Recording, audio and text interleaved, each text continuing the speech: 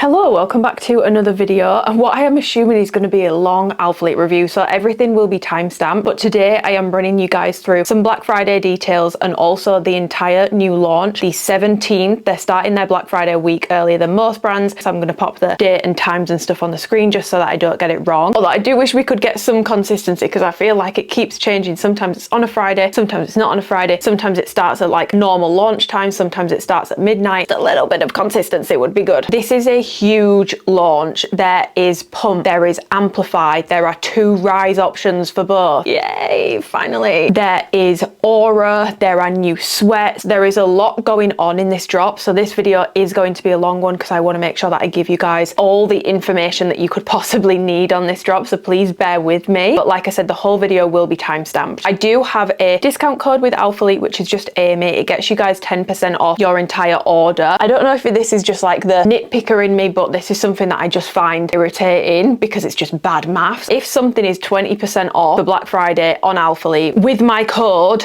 it is not going to make it 30% off. It will make it an extra 10% off the sale price, not the recommended retail price. So it would actually probably work out at about 27% off. And if you're getting 1 or 2 things, you won't notice it. But if you're doing a huge order, you will notice that you're getting 37%, not 40. You're getting 27%, not 30. But yes, that code will be live during Black Friday, and you can stack it on top of the already discounted items. And if you do choose to use it, first of all, it gets you 10% off your order. Second of all, it does directly support me with Alphalete. It keeps these videos coming. It keeps me in a job, basically. And I massively, massively, massively appreciate anyone who uses my code. And I do run monthly giveaways. I like to do bigger ones nearer Christmas. I save up for them a little bit more. I put like a little pot of money aside. So I will be doing a bigger giveaway. So if you use my code during Black Friday or at any point during this month, the email will be on the screen for you guys to send it to. All the details are going to be in the description box below because I don't want to bore you with them, but there'll be vouchers, there'll be goodie bags. There's going to be a good mix of things, of prizes for you guys. But I do also want to say, please don't ever take these giveaways as a sign of me trying to push you to buy. That is the last thing that I would want these giveaways to do. I run them so that I can give back to people who were already planning on supporting me, already planning on buying something, and I do them every single month. I do not do them to try and bribe you guys into buying something that you don't need on the off chance that you might win the giveaway. If that's the only reason why you're doing it, I would actually strongly advise that you don't do it and you save your money, because there is a good chance that you won't win the giveaway. That's going to sound really harsh, but if that's the only reason you're doing it, please save your money, because I hate the thought of anyone going out and buying something that they don't even like or need on the off chance that it might win them a goodie bag or a voucher. And I don't think many people would do that, but just in case someone would, you know, I don't want to exploit you guys, so I'm just putting that out there. I know it's bloody boring disclaimer about consumption, and I feel like I need to put heavy emphasis on this in this video. First of all, I'm going to run you through a shit ton of items. The rack is ridiculous. However, the only reason I have this amount of stuff is for review purposes. Straight away when I'm done with my reviews, anything I don't need, any excess that I have, I always give it away to you guys via Instagram. So if you're not following me on Instagram, you should be, because that's where I do these giveaways, because it's just easier to grab people's addresses and stuff. No human needs this amount of stuff. It's not normal. I get one of everything on multiple sizes in things to make these reviews as helpful as possible for you guys, not to insinuate that this is a normal amount. Like if you bought this amount of stuff, it would probably cost you about £1,500. Please do not ever feel like when you're watching these reviews, you need absolutely everything. There might be one thing that you really like, or 2 things that you really like, or do you know what? There might be nothing that you like. You might think this launch is fucking diabolical. Over the next couple of weeks, you are about to see an insane amount of marketing. Alphalete, from other activewear brands, from Sephora, from everywhere. Everywhere is trying to get you to spend your money. Like, that sounds so cynical, but every influencer is going to be trying to get you to spend your money. Company is going to be trying to get you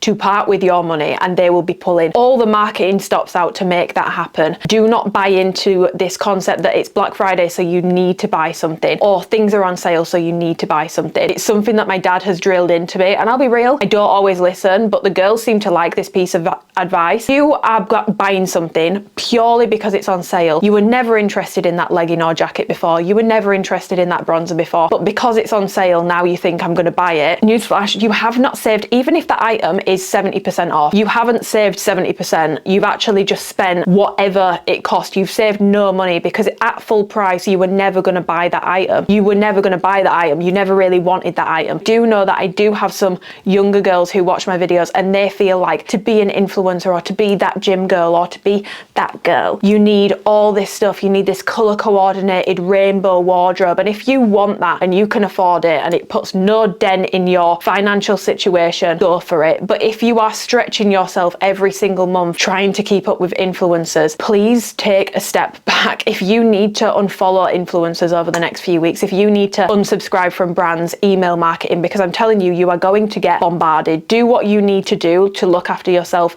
financially. It's just activewear. We were talking about this yesterday in my Discord, but what you don't want to happen is 10 years down the line, you're sat looking at this pile of shit that you've bought over the years that you don't even really care about. The styles have gone out of style. You don't even like them anymore. You just bought them because it was cheap or it was trending, and it's this pile of money that you've spent. You'll never recoup the funds on it because no one wants it anymore. Money could have gone towards house savings. It could have gone towards ISA savings. And this isn't, I feel like this is going to come across as patronizing, and I don't want it to sound that way. I just want to stress that there are bigger fish to fry in the world than your activewear wardrobe being absolutely stacked. You do not need to buy anything. I would argue most of us could do with a clear out rather than needing new things. The best way to go about your shopping is look for gaps in your wardrobe. Maybe you need plain black legging because you don't have one. Maybe you need a coat. You need a new coat for winter. Maybe you've outgrown some of your old activewear and you need it in a new size because you've lost weight or you've gained weight. Now is a great time to buy because you're going to be able to get it at a discount. Try and come into this period with a list of things that are missing in your wardrobe or things that you need, if you even have that. If you do have a bit more disposable income but you don't want to go crazy, try and have a think about what colours do you wear the most. Like, you might really like the idea of scarlet, but do you have anything else in your wardrobe that pairs with it? Do you ever wear red? Are you actually going to wear it, or do you just like the idea of it? I just want to stress that you guys should look after yourselves, do what you need to do. If that's shopping and picking up bits you've had your eye on or wanted or needed all year, go for it. If that means that you are clicking off this video now because you don't want to be influenced into buying anything, or you are muting me on Instagram, or you are doing whatever you need to do, unsubscribing from email marketing, just do what you need to do, basically. And about 1.5 years ago, I did actually make an entire video about the fitness industry and overconsumption and FOMO marketing. Even though it doesn't have a ton of views, the response in the comment section, it's one of my favorite comment sections ever under any of my videos. So I would highly recommend that you go and check that video out. I'm gonna like pop it on the screen here so that you know which one I'm talking about. And yeah, that's something that's just really important to me, like financial stability, accountability, making sure that we're looking after ourselves financially is just something that's really important to me. I always feel like I'm in a very awkward moral position because I have to sell products for Alphalete. If I don't sell, I don't make the money, I would lose my job. So I always feel like I'm sort of piggy in the middle. My way of offsetting that is always reminding you guys, this amount of stuff isn't normal. Probably don't need anything. You probably don't need any more activewear, because we all know if you have a massive activewear wardrobe, you still have like your 5-6 favorites that you constantly cycle through. As much as it seems like a nice idea, we all end up wearing the same shit all the time anyway, guys. And there are so many different ways that you guys show me love. You show me love on vlogs, in likes, in comments, in Instagram messages, but maybe you are not in the position to buy, or you haven't been in the position to buy, and so you've not been able to support me in that way. Support comes in so many different ways, shapes and forms. So I will always find a way to do giveaways for you guys that don't require code use giveaways. So if you would like to enter that giveaway for this YouTube video, all you need to do is let me know in the comments below your favorite item from this drop and something that you are thinking about picking up, and I will pick 2 of you to win a £50 voucher each. I also every single year at this time of year like to run my yearly giveaway, so I will be doing that one as well. I'm gonna put the details on the screen so that I don't get it wrong, but this giveaway is essentially open to anyone who has used my code at all in the past year at any point. If you've already submitted it for a monthly giveaway, just resend it, submit it again, and it's basically just one big yearly giveaway. From this video alone, we've got 3 giveaways, and I'm sure that there will be more to come. But yeah, if you do shop with my code, also please message me on Instagram so that I can personally thank you, because without you guys, I don't get to do these videos, I don't get to stay in this job, I don't get to do something that I love, and I am incredibly lucky that I get to to spend my Thursday afternoon sitting down for hours yapping about activewear. It's something I love. It's something I'm very passionate about. I think that's very evident by the length of the video. So please do message me so that I can personally thank you. And if you've got any questions on the drop that maybe you're a bit shy, you don't want to comment it below, you can also message me on Instagram. I get back to everyone. Black Friday, obviously the kickoff is on Monday, the 17th of November. In terms of sales, I don't have the price list for everything yet, but there are going to be multiple different buckets, which I'm going to pop on the screen. Let's do it here so that it's not in the way of the clothes. I don't know what products are in which buckets, and we haven't been given an official pricing list yet. If we do get given one, I will link it below for you guys so that you've got it. But as of right now, we don't have one. I'm hoping we do get one so that you guys can properly plan your baskets out. Yeah, site-wide sale, everything is going on sale. Everything in this video is 10% off, already marked down on the website when it goes live. So with my code, you will be able to get about 17-18% off all of these pieces. I am also kind of insane, and I make a lot of documents to help you guys with sale periods because my videos are long. I know they're long. I'm self-aware enough, and I'm not gonna make you guys sit through or suggest that you guys sit through hours and hours and hours of content. If you want to, all my videos are timestamped. Very, very, very easy to find what you're looking for. I have my Alphalete guide, which is basically a mini review of every single item I have tried on the website. It's set up into different sections, so leggings, shorts, and then within that, the different ranges. So you've got your seamless, your aura, your tenacity, and then a little top picks page at the end, and you've got like 74 pages of goodies. I also made some very easy, just like quick overviews, the shorts and leggings that just run you through rise, camel toe, fabric, sizing advice. So you can basically look at each short and legging option with a very like quick overview and sort of know which ones might be for you. If you're shorter, taller, you might want the ultra high. And then the final thing, which is currently a work in progress, it's not finished yet, but I am working on a seamless guide for you guys, just because I feel like there's so many seamless bottoms with Alphalete now, and it's basically like their core bottoms are seamless. I wanted to put together a guide to basically guide you guys through, especially if you're a newer customer, which seamless option is going to be most suitable for you, for your compression preference, your glute appearance preference. But when it is done, it will be added to the Google Drive and linked below. So all of this is linked below. Very exciting news, by the way, guys. If you are in the EU, you guys have your own warehouse now. So there is no customs, no changes to any of the other stores. UK still has their own warehouse. It's an additional warehouse in Germany. So if you are in the EU, you will now be able to order with no customs. War is over. This has been something that at the start, I had a lot of conversations with Alphalete about, and I was always told it's coming soon, it's coming soon, it's coming soon. And it never came. So I just stopped talking, and you guys have still been asking me. So I'm so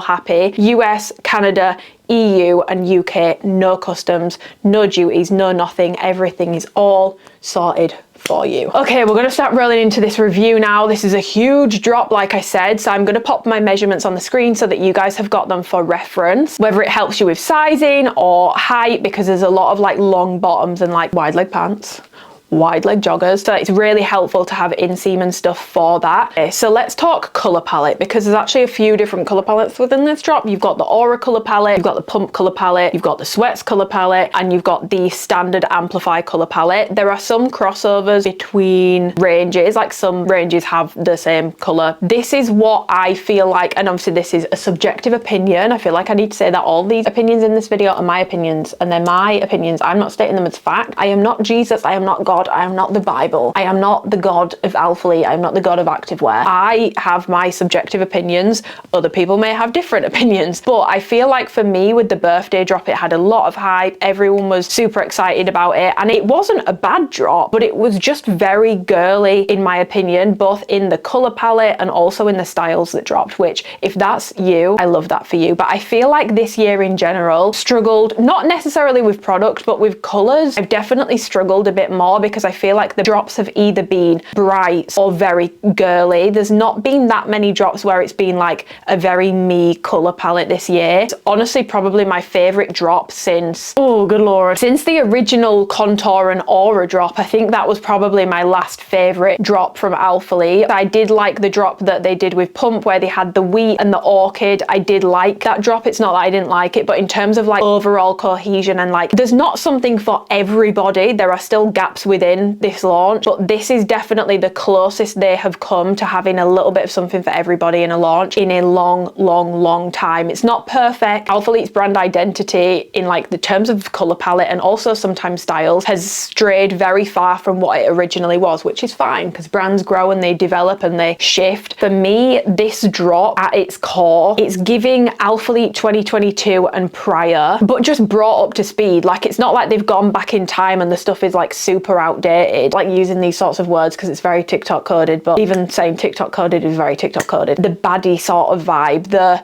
like a little bit more rather than super hyper feminine and girly, while still having those options. It's scratching an itch for me that Alphalete have not scratched in a while. So for me personally, I am happy with this drop. With that being said, I still have my opinions on it. This is Alphalete's strongest drop in my opinion in a while. The birthday drop was huge, but I just felt like everything was either very bright and stark, like the red, the blue, the purple, super girly. This one, it's a good mix. This is my 6th Black Friday with them, so I've seen a few. This is their strongest Black Friday in, I mean, last year they didn't even have a launch. Do you know what, guys? Since the launch of OG Amplify that Black Friday, this is their strongest Black Friday in my opinion. Pump first, and we have 1, 2, 3, 4, 5 colors, and also black, I'm pretty sure. Some of these colors are new, some of them are pre-existing, so I'm going to go over the new ones first. So we have 2 brand new colors to Alphalete. So we've got the first one, which is this coastal blue. First saw this on Michelle, I was like, oh, like I love it on her, but I don't know if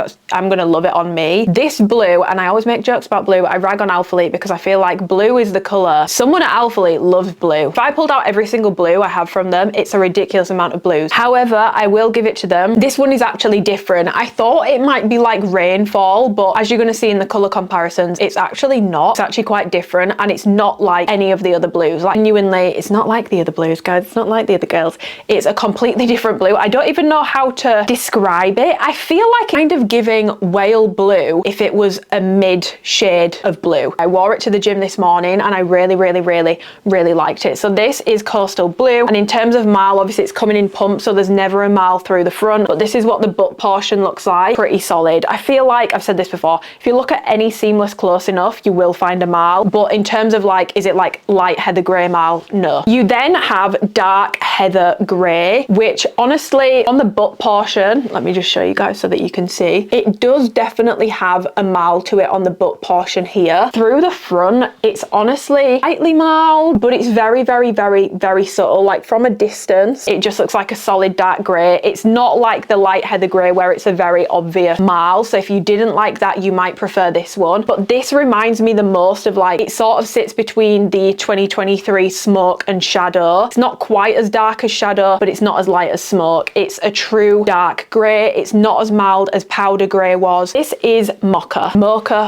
Everyone, I feel like the people have missed me being able to say mocha because we've not had a mocha in a while, because I say it mocha. I think the Americans say it mocha. We've basically had the 2021 mocha, which was a lot darker and it almost had like a green tinge to it. Then came the 2022 restock of mocha. Then we had contour mocha, which was like lighter and a bit cooler. This is basically like that, and the 2022 mocha had a baby, which I feel like you're going to be able to see here a lot more clearly what I'm talking about. I'm fine with that because I really like this color. Shock, she likes a neutral brown. Ooh, that's really shocking. I wasn't expecting that one. This and Scarlet are my 2 favorite colors. I fucking love them. I love them together. I just think this is so me coded. You will find a slight heathering to it, but it's nothing crazy. The only thing to be aware of with all of the pump colors is they do have matching push tank halter tops, but the fabric on that is not the PK fabric that's on the front of pump. It's the fabric that's on the butt. So they all have like a slight heathering to them. Okay, moving on, we then have Rose. This is a returning color, and I can confirm it's the exact same as the one that launched March, April time, I think, with the contour drop with canary yellow. Lovely, like bubblegum pink shade. One of my favorite pinks from Alphalete. It's quite different to Cotton Candy. I thought it would be the same, but it's not the exact same. I really really like this colour. Mile for this, as you can see, it has like a slight mile on the butt, but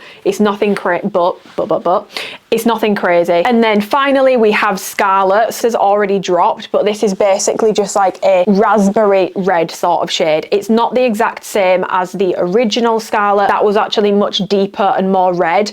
This is a bit of a chameleon colour. If you put it next to red, it looks a bit pink. If you put it next to pink, it's quite clearly red. It is what it is, and I still really like the colour. That and wheat have been the colours that I've been wearing the most to the gym. So I've already gone over this like more in depth before, so I feel like I literally just spoke about it in my last video. So I'm not going to harp on it too much, but in case you were curious, it has like a very, very, very slight mile to the butt portion, but generally it's pretty solid. So that is the colour palette. I'm going to go over pump bottoms first because there's a little bit to discuss. Finally have two rise options. This is the kind of drop I have been waiting for, and I've ragged on Alphalete, so I'm really going to give them their props for this, because for people to feel like they actually have an option, I feel like it's better when it comes in the same drop and you can get every single colour in both options, and that is exactly what they have done. So whether you want mid-rise or you want high rise, coming in every single colour for both, so no one's missing out on everything. This is how options need to be done, in my opinion, and I think they've absolutely smashed it out of the park on this one, because they've done it for the normal Amplify as well, which I'll get onto in a second. You have the 25-inch inseam legging and the 5-inch inseam short. Or is it a 5-inch inseam short? And is it a 25-inch inseam legging? There's quite a lot of different panels and stuff on pump, so if you want a full breakdown of the panels that are on the short and the legging, go and watch my first pump review, because I actually drew on the shorts and the leggings to show you guys. I can't do that in every video because we have so much to go over. We're going to be here for a long time anyway,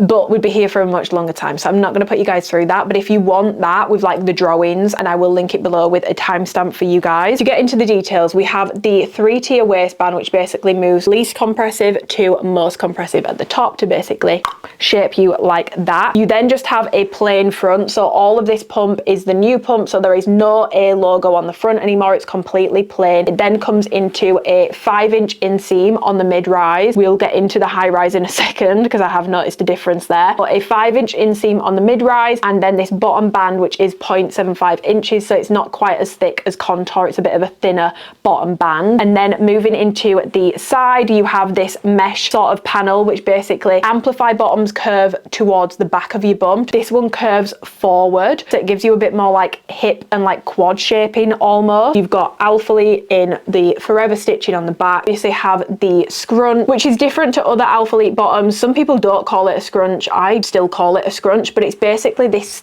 thicker concoction, which basically, instead of performing as a scrunch, is meant to be more glute separation, and it does sort of taper down at the top here. You also have like two little bits at the side to give it a little bit more give, but it doesn't have like a ton of give to it like a normal Amplify scrunch does. And the scrunch on this is very unique because it actually comes down to being just under the butt here as well, to give you a little bit more of an inner glute sort of lift. But I will say it can make the gusset look a little funny at times, so just be aware of that. And then obviously from the back, it looks like a little baboon because these pockets are where your butt cheeks sit. Different compression level here to basically lift the glutes up, so it runs tighter here. You have about 2.5 inches of compression under the glute, and then you have this tiny little transitional panel just here, just to sort of avoid bulging. But I'll be honest, it doesn't do anything. You still get bulges and stuff, so yeah, you have a transitional panel, but it doesn't really do much. In terms of fabric, it's their typical seamless blend, but this does have differences to like Amplify, for example. So this has more of like a PK fabric on the front. Like, it's a much thicker fabric than normal Amplify. It has a bit more of a texture to it. It's thicker, it's denser, and that's the fabric that runs through the front and also underneath the glute here. But then you have the butt pockets, which are basically normal Amplify material. So this is that thinner,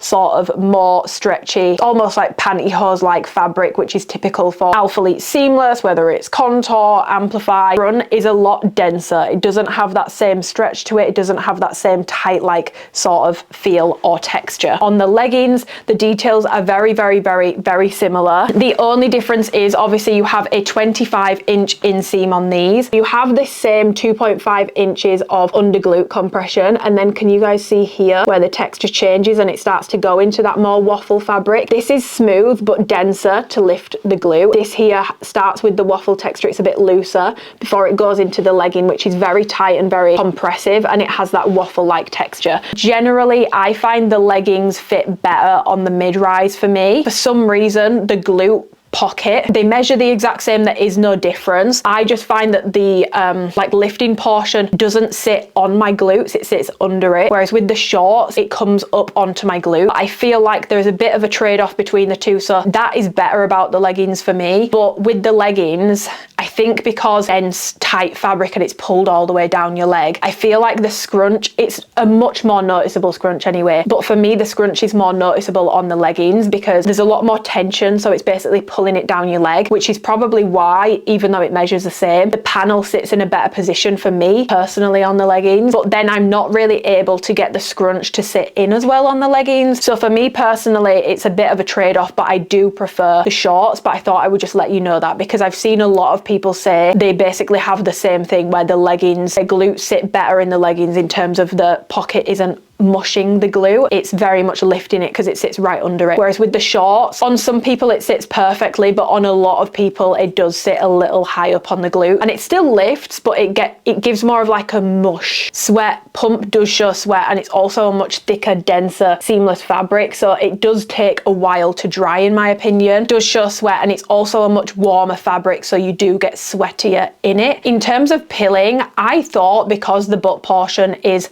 softer, I would get pilling with my pump still regardless on the butt portion. I am yet to pill any of my pump bottoms, so for me, I'm not going to say they're pill proof, but the butt portion for whatever reason does hold up a lot better, and the leg portion of these is a lot more durable. This is Alphalite's most durable seamless. It's their most heavy duty seamless option, so if pilling is something that bugs you and you prefer a thicker, stiffer seamless fabric, pump will be the option for you. It performs much better in terms of pilling. And then in terms of camel toe, I can get a camel toe in these sometimes. Sometimes I do, sometimes I don't. It's not to the point where it's uncomfortable or it bothers me, but it's just something to be aware of. You can get camel toe in it. I feel like personally I'm very camel toe prone. That's like a speed run of the details, but like I said, if you guys want a really in-depth with like drawings and a full explanation of how pump work, please do go and check out that original pump review because I put a lot of time into it and I drew on the leggings and shorts and consequently ruined them. That was fun. Quick rise disclaimer, I went over this in more depth in my last video, so again, if you want that, you can go and watch the last video. I'm not going to bore you with it again because I feel like it'll be the same people watching this one, but personally, Alphalete like to do like this is a mid, this is a high, this is an ultra high, but obviously it depends on your build. Something that's high on someone that has a short torso might be mid on someone with a longer torso. So the way that I categorize things is I will just put them into a range, and there will still be people that fall outside of that range. If you've got an abnormally short torso or an abnormally long, it might still not capture you within that range, but it should capture most people, and I feel like it's more helpful because it gives people a guide. Like if I'm saying something's mid to high, if you're on the taller torso side, you know probably going to be more mid on me. If you're shorter, you know it might be more high. So Alphalete are saying that these are mid and high. I personally would say that these are mid to high and high to ultra high, because if you are short, the high is going to be ultra high on you. I've only got one high legging and one high short because for me, I have been preferring more of a mid-rise on me lately. I really like how pump is, but I did obviously want to pick them up to talk you guys through the options. And for reference, I'm not like long torsoed, but my belly button does sit higher than the average person's. Okay, so for pump in general, because there is a slight difference that I have personally noticed. I don't know if I just got a different batch this time. I don't know what's happened, but I have noticed a slight difference with my mid-rise, but my mid-rise this time are actually sitting a little lower than they were before. I still don't mind it. I still prefer it. Previous pump mid-rises in a size small have all been 7.5 inches. This is based off a size small for both. All of my shorts and leggings this time round are measuring 7.5 1.25 inches in the front rise, so it's not a massive difference, and it's still going to be within their tolerance, which is like, I'm pretty sure, an inch, so it can be half an inch under or half an inch over. I do notice, especially with the mocha, that it just does sit lower than my other ones, especially in the leggings. Like, I'll show you it compared to wheat. Sometimes the stretch of a fabric can impact it, but I would say wheat and mocha for me feel like fairly similar. If anything, mocha sometimes feels a little bit stretchier. So high rise is an inch higher. So my high rise size smalls are 8.25 inches on the front rise. So it's not as high as the original Amplify, which was 9 to 10 inches depending on the drop. It's more similar to original Contour, which depending on the drop was between 8 and 9 inches. But obviously with pump, it's not quite as stretchy, so you don't get as much vertical stretch, so it might not sit quite as high. These are going to be high to ultra high depending on your torso height. The rise difference is coming from the portion of fabric around the hip. So the waistband height is the exact same, but it's just more space between the gusset and the bottom of the waistband on the high rise. It does mean that the waistband sits higher on the tummy, so you don't get as much lower stomach control, which is something to be aware of. And then when you come into the back of the bottoms, obviously that will then mean we have more glute space. So you have longer butt pockets. The original ones are 5.5 inches top to bottom. The new ones are 6.5 inches, so you get an inch extra of glute space in the glute pocket, and you also get an inch extra on the butt region. So the mid-rise ones are 3 inches, the high-rise ones you get 4 inches in that glute region. So you do get a lot more space in the butt, which can mean that the contour might sit a little bit better on you. And with the scrunch is that the scrunch itself is a bit longer, but it's the portion that sort of feeds into the scrunch, like that transitional panel that sort of curves the V, that is also longer. So those are basically all the differences between the two. In terms of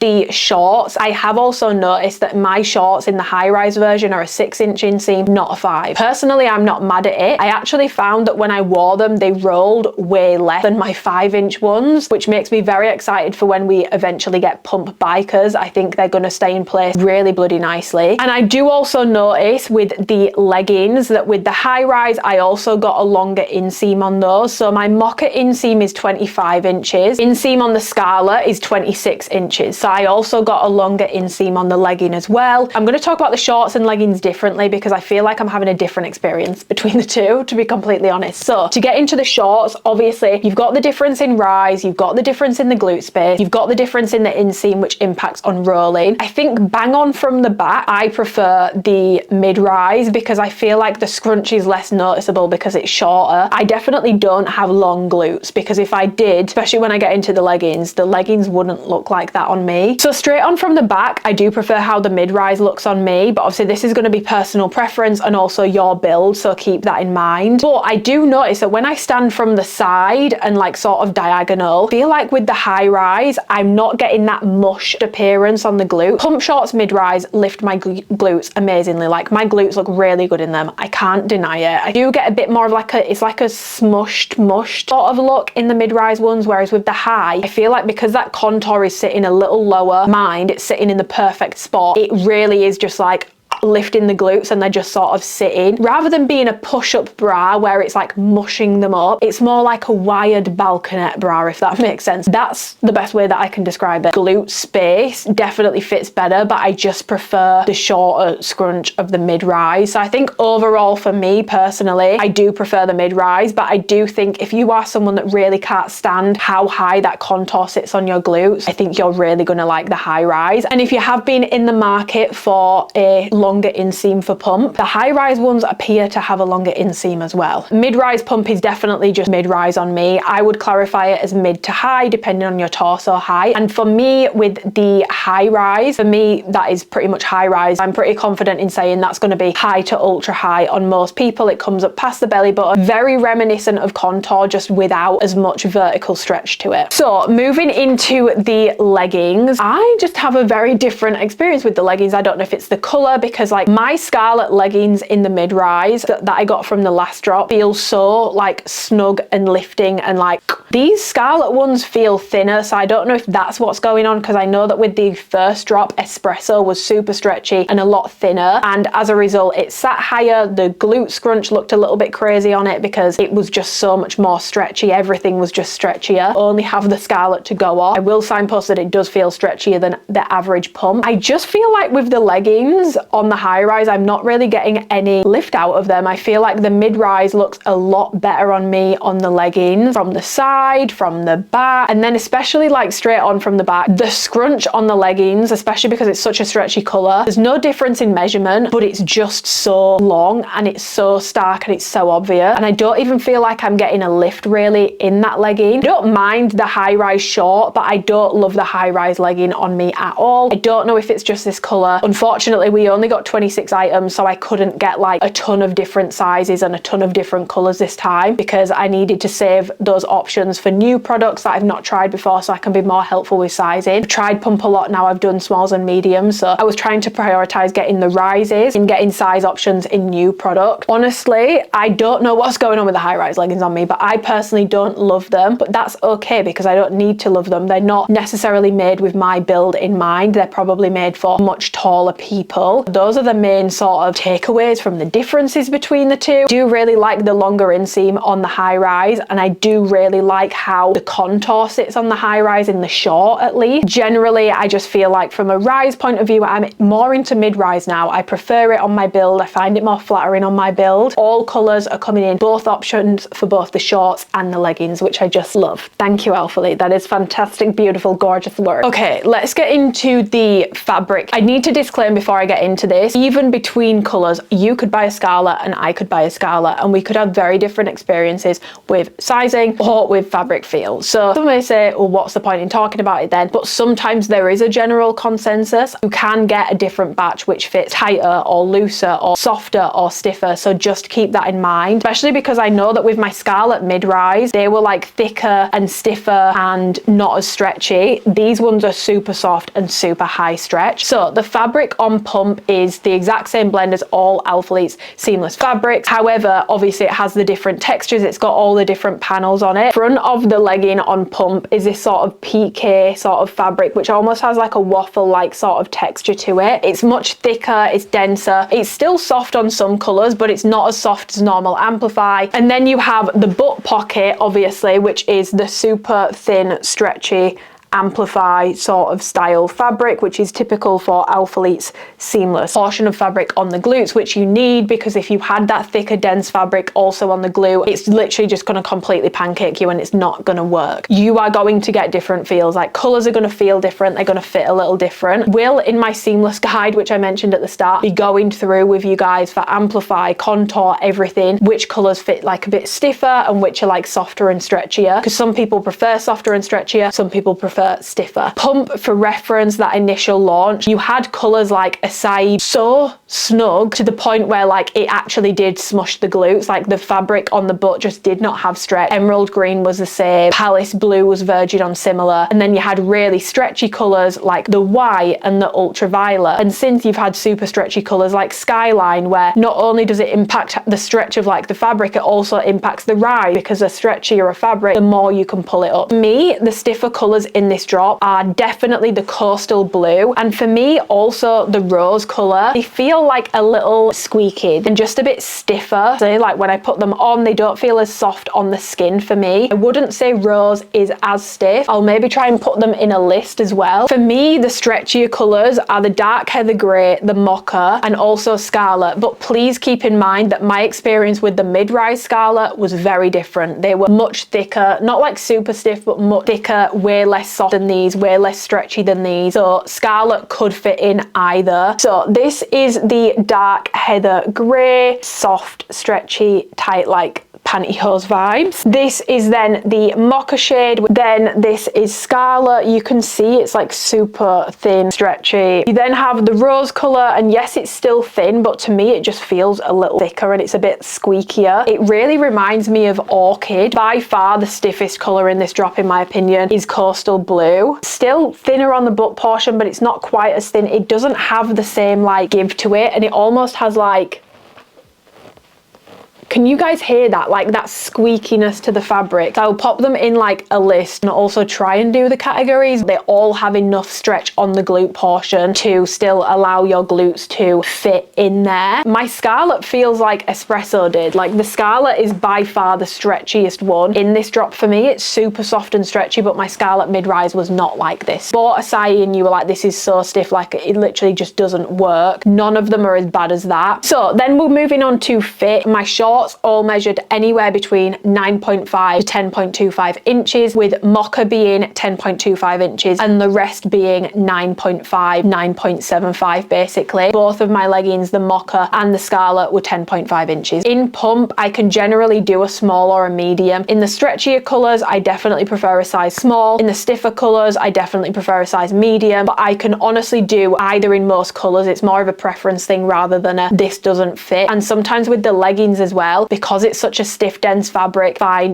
sway towards a medium in the leggings for a lot of colors sometimes. What size you go with is going to completely depend on fit preference. If you like something super high compression, I would say you can stay true to size and you are going to get a highly compressive fit. If you are between sizes, if you really want high compression and that's how you like things to fit, you can go down. But generally for most people, because I don't think that's most people's preference, I would recommend if you are between sizes with pump, you go up a size. It's going to give you more room in the glute pocket. It's going to give you more give with the scrunch and less likely for you to just look smushed, and more likely you're going to get more of a lift out of the bottoms. I will pop my sizing preference on screen for like all the different colors, but pretty much for every single color in this drop, a size small, other than the Coastal Blue leggings because I shot in them in a size small, and I 100% needed a medium. Like they were really hard to get on and really stiff. Now if you are someone who's bought pump before and you tried your normal size and you felt like it was way too tight and you really didn't like it, I always say just go up. If you're in doubt, just go up. It's not the end of the world. No one knows what size you're wearing. No one cares if you're not a double extra small or an extra small. It's okay to be a medium. No one knows what size you're wearing, and I'm speaking from my own experience. When I was still trying to fit into extra smalls, even though I am more of a size small now, I looked bigger than I was because I was pancaking myself into a smaller size. No babe, you've put on muscle, you've achieved your goal of growing, so now you need a size small, and I look a lot better when I wear a size that actually fits me correctly. So please don't be shy to size up if you need to. There's nothing wrong with doing that. Like I said, if you've bought pump and you've been like, shit, this doesn't fit, like it's so holy shit, it's way too tight, I just think the safer option is to go up a size. In terms of any sizing differences for me between the high rise and the mid rise, I don't know if it's just because they have more room in the glutes and I maybe don't need it, but I would definitely say that the size small legging in Scarlet, I felt like I was getting no lift out of it whatsoever, like no compression. I really did feel like I could wear an extra small in the Scarlet pump, I'm not gonna lie, to actually get a lift out of it. But with the high rise shorts, I didn't really notice any size difference. Obviously I had more room in the glutes, which can make things feel less tight, so you do notice a slight difference in sizing, but it's not to the point for me with the shorts where I need to totally change it. Just be aware of your body and where that rise is going to hit you. If it's going to hit you at a wider point than the mid rise would, keep in mind that it might feel a bit snugger. If something is going to hit you at your most narrow point, it won't feel as tight as something in the exact same size that's hitting your body at a wider point. So make sure that you consider this rise for your build and which one's going to work better for you. In terms of rolling, like I said, the shorts do roll. With the high rise, you get a 6-inch inseam, and on me, those don't really roll, to be honest. Like they stayed in place pretty well. I didn't actually experience any rolling. You can force them to roll, which is what I did. I hiked them up a bit, but they definitely don't roll anywhere near as much as the standard ones, which are a 5-inch inseam. In terms of squat test, the rose is obviously completely see-through. It's see-through standing up, and to be honest, that's one of the first colors from pump other than the white. Even through the front, you can tell the difference between the leg and the waistband, so do be aware that the rose is incredibly sheer. In terms of the mocha, it's pretty decent, to be honest. I had no issues. You might see something in the bottom of a squat if you've got tattoos, but generally that one was pretty good for me. Coastal blue was pretty good for me, but again, in the bottom of a squat, you might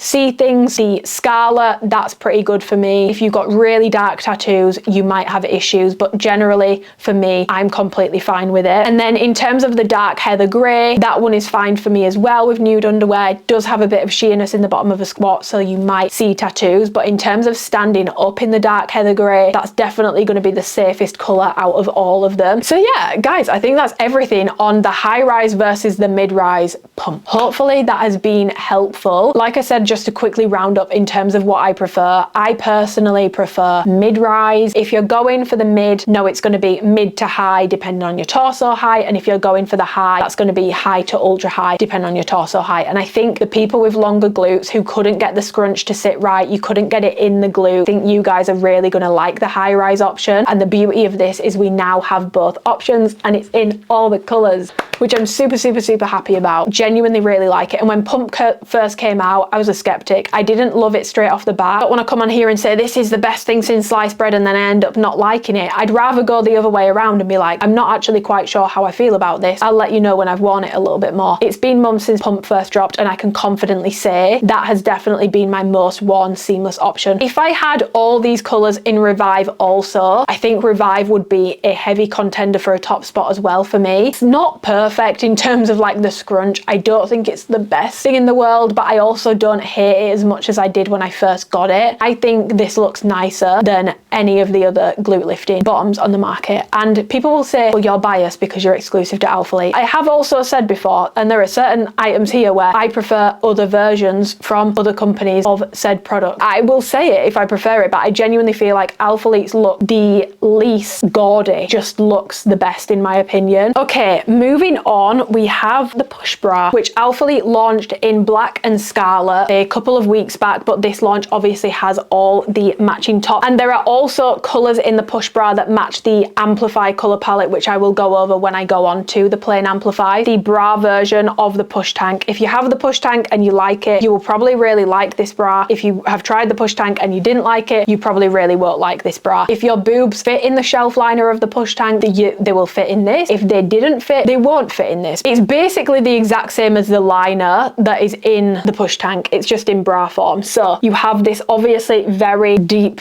cut neckline. It's very low cut. It's very booby. So if you are more of a modest queen, you are not going to like this bra, not one bit. And the straps quite narrowly into the chest. They don't sit super far out. And then it's basically very wide cut in my opinion. Is it wide cut or narrow? I don't know the right way. The cut around the armpit, it's very slopey. You have a lot of armpit and side boob out. Detailing, which is basically meant to push the boobs up. It is compressive and it definitely does give a little bit of a lift. It does come with padding. I always take the padding out, but it does come with padding. If you're wearing lighter colors, you can see the padding. And then when you come into the back, you've just got a scoop back. So it's a bit smaller at the back. Alphalete logo in a sticker, which will come off in the wash. So you do need to be careful with that. A ribbed bottom band and adjustable straps, which are completely tonal. If you watch my last video, I'll pop in a clip here so that you guys can see, but the push tanks from the last drop have awful straps on them. Like the straps are like spaghetti straps. They're thinner, the stitching's different, they roll, they're really uncomfortable. But these push bras have basically sort of like an in-betweeny. They're not quite as plush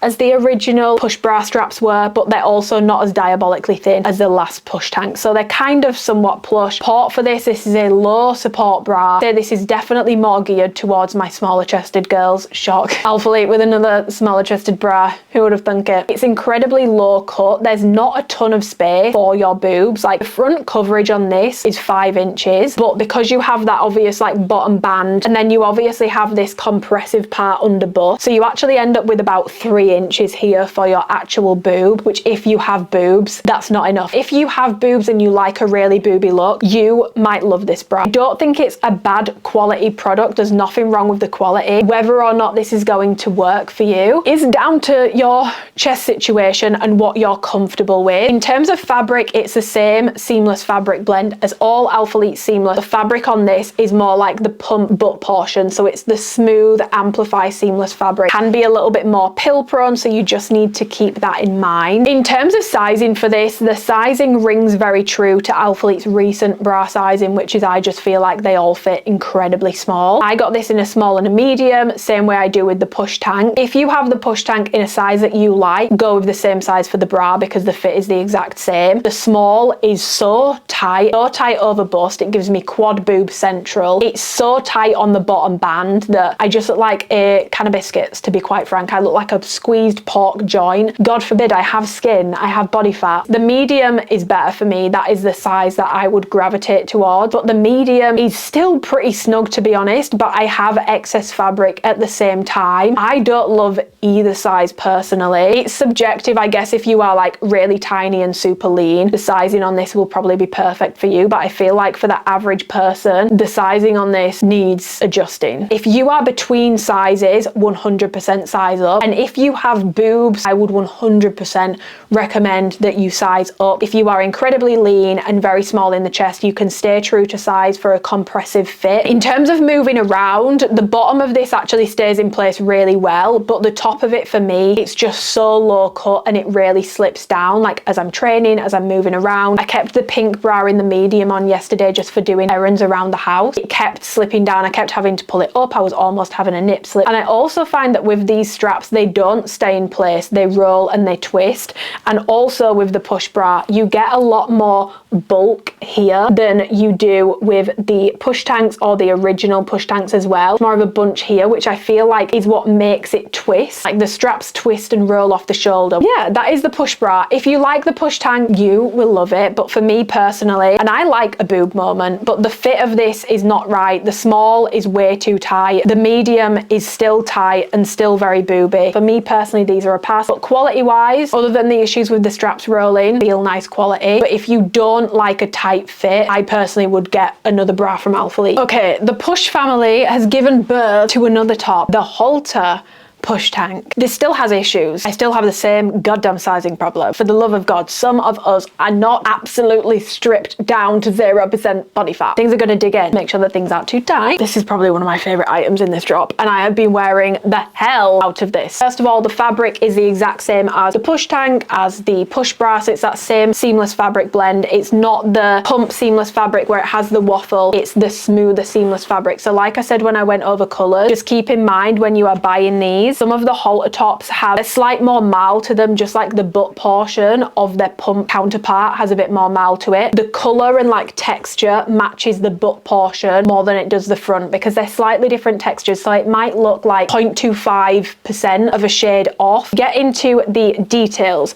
You have a adjustable halter strap which is fully adjustable, and on its longest setting, small and medium is the exact same. You get 16 inches of adjustment, and like when I wear this on the longest one, it actually falls down on me and it's way too long. Like it needs to be worn tighter. So there's definitely plenty of adjustment to it. Like it's a bit of a jaggedy adjuster, but it's pretty smooth for all intents and purposes. It's tonal, so it's super subtle, which I do really like. And in terms of the strap on this is the same as the push bra strap. It's not like the strap from the last drop's push tanks, basically like spaghetti razor thin. These are not like that. These are a bit more plush. They're not quite as thick original push tank straps, but they are the same as the push bra straps. Yeah, if you bought a push tank from the last drop, which some of you did, and you were like, damn, I should have listened, because you were right about the strap, a bit more plush. Then comes into a halter neck style, and this sits an inch higher on the chest than the push tank does, so it's still very booby, but it's nowhere near as booby as the push tank is. You have the same boob effect, the hammock effect basically, where you have this sort of built-in lifting around the bust region. So have the shelf liner, which also has that inbuilt as well. There is no padding and there is no place to put padding either, so just keep that in mind. This doesn't come with any padding and you can't put it in. Like there's literally nowhere to put it. Even if you could it, the shelf liner bra is single line, so there's nowhere for you to put it. And then the shelf liner obviously runs around the back. The Alphalete sticker logo, which does peel off in the wash, so just be aware of that. And then at the bottom, it basically comes into fuller length option. It's still not full length. Alphalete, what have I got to do to get those extra inches? It's still not not full length, but in terms of where this sits on me, this hits to about, so it hits past high hip. I wouldn't say it's full. If you're shorter, you're probably actually going to get a bit of like glute shelf coverage. It is about 2.5 inches longer than the original push tank, but it's not like a long full length top. I'll take it where I can get it. It's longer than the push tank because I just feel like the length of the push tank on me, it hits me just before I get my stomach pouch, which then I just feel like it makes it highlights basically my stomach pouch, which I don't love. This gives a much more seamless look in my opinion. And yes, when you move around, it does bunch up, but it doesn't bunch up to reveal your belly button like the push tank does. Obviously, they're both quite narrow on the chest in terms of where the sort of straps sit, but because this is a halter, I just think this looks way more flattering on my build, because when it comes around like that, it just gives me a nicer shaping, and I don't have the straps around the back. I just find it very flattering, so I'm very happy with that. This sits about an inch higher on the chest than the original push tank does, so I don't worry about it slipping down and my nipple's gonna come out. I get more coverage there. In terms of the shelf liner, it's the exact same as the push tank. The fit is the same and the amount of room you get is the same, and I do find because this hits higher up on the chest, the shelf liner doesn't seem to hit quite as low under bust. It still fits my boobs in, but just keep that in mind. It's all sort of shifted a little higher because it's still the 5 inches that the original push tank had, just with an inch more coverage at the top. So the whole thing is basically hiked almost. In terms of side boob, this definitely does have a bit of side boob, but for me, it's nowhere near as bad as the push tank was, in my opinion. I feel like the fit over chest, because of where this is hitting my boobs, it's not slicing them in half. Lengthwise, you get about 2.5 inches of extra length to this in total, including that extra to the top, 1.5 inches longer than the push tank did. Me personally, I really like this length. I feel like Alphalete have got an obsession with meet and greet length. Like, I'm happy to see something slightly longer. I'll take it where I can get it. And then obviously you have the side detailing in terms of like the contour detailing, which is also the exact same as it is on the push tank, longer because it's a longer top. Seam on the halter push tank is actually skinnier than the one on the original push tank. Both had adjustable straps. This is an adjustable halter. That's more of like your basic straps straight across. I find it annoying, the straps move, and they put really shit straps on the last drop of push tank, which I was not impressed with at all. Other things to note is that this isn't as wide through the body and it's not as wide at the bottom. So this one is about 0.5 inches to 0.75 inches more narrow through the body. So it does fit a bit more fitted through the body as well. It's not quite as loose as the push tank was. It doesn't have the same flare at the bottom that the push tank has sort of built into it. So those are really the main differences between the halter and the push tank. Now, I know that I'm going to get asked in terms of like moving around and stuff. Like I mentioned, this one does bunch up, but it's not as bad as the push tank in my opinion. Like, it still covers my belly button fully. Don't find that it moves around much on the chest. I'm getting much more coverage and I'm not self-conscious about having a nip slip in this at all. This is a training top. You can train in this. I last about 1.5 hours in this before I have to take it off because I think it's my boobs. It's just so uncomfortable, even though it has all that adjustment. The issue I'm having is if I put it on the max adjustment, it's loose and it feels like it's going to fall down. If I put it on a tighter one, it's then just so like, after about 1.5 to 2 hours, I have to take this off. It gets painful. So it's not the most it's not a comfortable all day wear thing. It's definitely an in the gym item. In terms of sweat, this does show sweat. I did cardio in the brown set the other day and it did show sweat because it's a bit thinner, more like the typical Amplify fabric. So it does show sweat. You do need to be aware of that. Support for this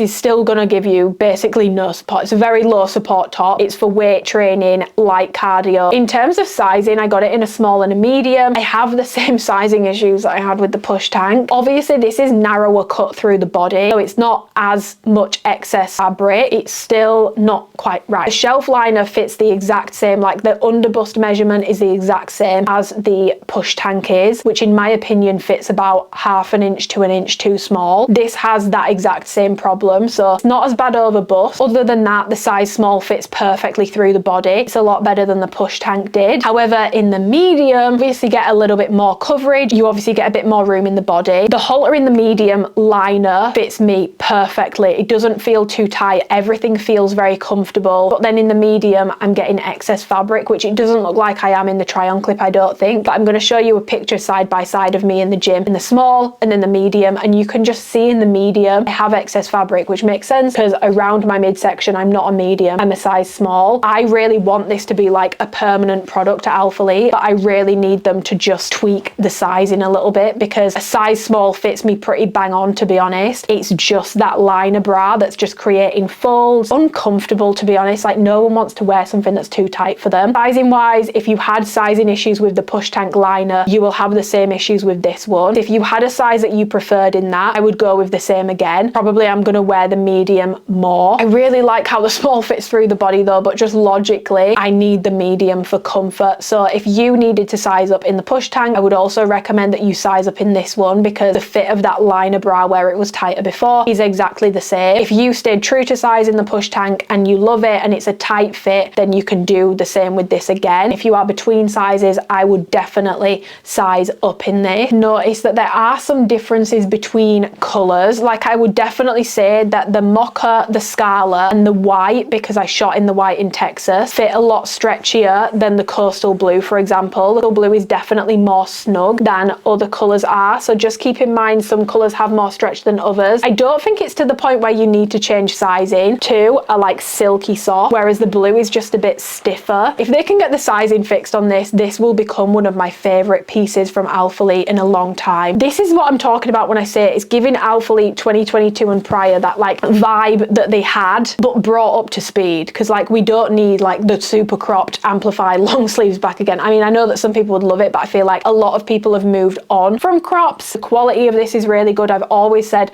the quality of the push tank is nice. I just find it very unwearable because of how low it was, and the sizing cut of this is so much more flattering, and honestly I really like it. It's not perfect, it still has sizing issues, and keep in mind it's definitely not a comfortable all day wear item. Probably my favorite outfit from this drop is the mocha halter with the mocha pump shorts. So good, like I felt so confident, and honestly it's been a while since I felt like that in a full Alphalete outfit. Really happy with these. We just need to get a couple more inches in length, guys, and fix the bra liner sizing, and then we're there. Okay, I'm gonna move on to the normal amplify section now. So you have black, black garnet, anchor, smoke, espresso and mocha in this color palette. And in terms of product offerings, we've got normal amplify bottoms in mid and ultra high rise, all colors may I add, so no matter what color you want, you've got both options. Then you've also got the push bra, which I won't be going over because I've already done it, but yeah, the push bra does come in corresponding colors. So in terms of colors, we have got black garnet, which is a returning color. It is basically this deep purple shade. She originally dropped in contour and it's the exact same, like I've compared it, it's the exact same, so I'm using the same color comparisons that I did back then because we've not really had other deep purple shades like this drop since. This is a really nice understated purple. It's very, very, very pretty. It's sold very well in the contour, so I think this is probably going to sell very fast as well. It has like a kind of mini mile to it, but from a distance you can't really tell. It's just one of those where if you look up close enough, you'll find a mile. If you liked Dove, this is its darker, slightly richer older sister. You then have Anchor, which I didn't pick up, but I have Anchor contour, so I'm just going to show you guys here. That very, very, very similar to the Tenacity and the Aura. It all fits together very well. Slightly different, but honestly from a distance you really can't tell at all, so they all pair fine together. And obviously I did my Anchor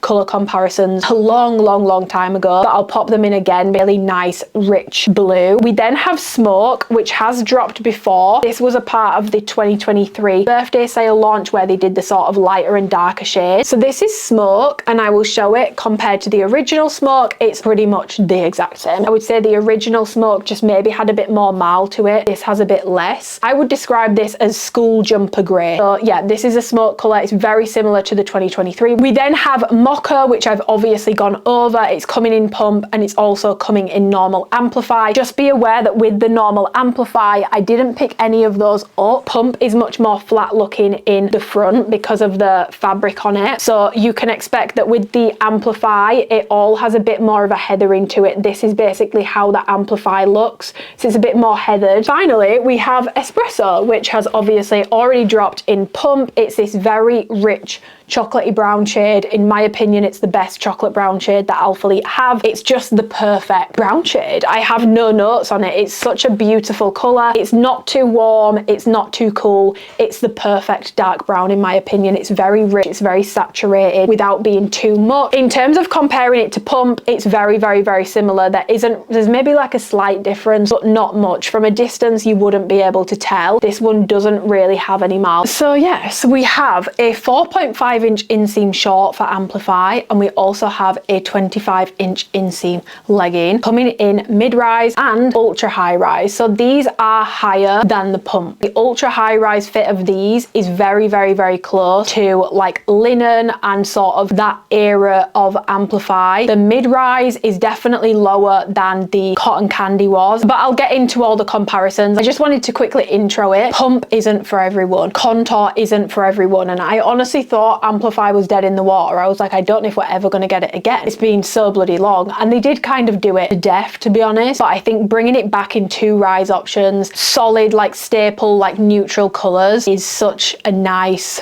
way to round off the year, because it's giving an option to everyone, because not everyone wants super intense glute lifting and not everyone wants super intense contouring details. Sometimes people just want a plain seamless legging. In terms of the details, you have the same 3-tier waistband that you have with Contour, with Pump. It's all the same waistband, so it moves from a lower compression to a higher compression. Amplifies basically, it's completely plain. These have a 4.5-inch inseam, so they are shorter than Contour, they are shorter than Pump. It's their shortest seamless option. The mesh paneling on these is also different. It basically curves backwards around the glutes rather than going forwards towards the hips. A 0.75-inch bottom band. It's not as thick as Contour's. You just have the simple basic 4-row scrunch, which obviously also has a lot of stretch to it, which the Pump one doesn't. It's a much more subtle looking scrunch in terms of the width of it. It's a little bit of tapering here to sort of make it sit better, but there's no contouring, there's no lift, there's no nothing. It's just a basic bottom. And like I said, you've got the 4.5-inch inseam short, and then you've also got the legging. I ran out of room in my order, so I wasn't able to actually get a high-rise short and a mid-rise short to compare, but I was able to do it with the leggings, so that's what I'm going to show you it on, just to talk you guys through the differences. With the mid-rise, you get an 8-inch rise based off a size small, so even the mid does measure higher than Pump. And I will also say this has a bit more stretch and give to it, so they do measure a little bit higher than Pump in my experience. And then in terms of the ultra high, that has a 9-inch rise, so that is basically, it's the exact same as the linen ones were, the exact same as that like original Amplify that was dropping before they started playing around with the rise. It's that exact same rise again. Really prefer mid-rise on me now. I mean, you guys can let me know what you think looks better, but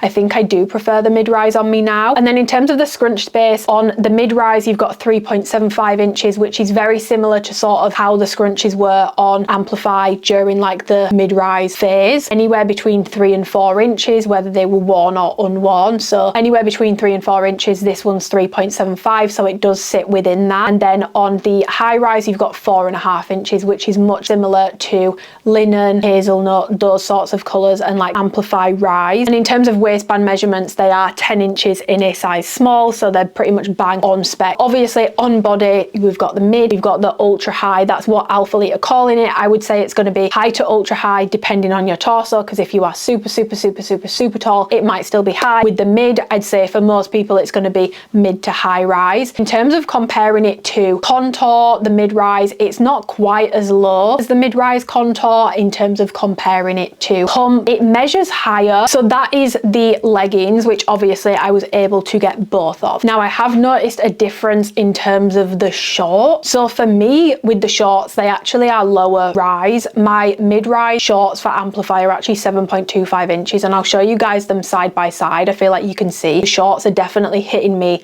lower, leggings are. So the shorts mid-rise definitely reminds me more of the Contour mid-rise. Feel like it really hits similarly, maybe not quite as low, but it it does really remind me of that. And you also get a 3.25 inch scrunch on the short, so you also get less space in glutes. That sort of mid-rise Amplify has always been 3 to 4 inches on the scrunch, depending on if it's been worn or not, like batching consistencies and stuff, so keep that in mind. The only other thing to notice between the difference in the mid-rise contour versus the mid-rise Amplify, I feel like the mid-rise contour band was brought out a lot more than the mid-rise Amplify has been, because some of my mid-rise contours were like 11 inches. My mid-rise Amplifies are 10 inches, which is how it should be for a size small. It's not that it was loose on the waist, but these feel more compressive on the waist for me, and they also feel like they have a stiffer waistband to them as well. Wondering between the two, if you're looking for mid-rise and you want a more comfortable fit with a bit more stretch, go for contour. If you're wanting something still soft and stretchy but a little bit more compressive in the waist, I think you will actually really like the Amplify. And in terms of comparing this rise, just as a final comparison, very drop of Amplify from last Christmas, which I would say was low to mid-rise. Like that was very stiff and very low. Like those were 6.5 inches in rise, very much a lower rise than these are. So it's not as low as that. So if you are wanting that rise, if you can find those on the website, still get them, because these are a bit higher than that. They're not as stiff, they're a lot stretchier, and they also measure higher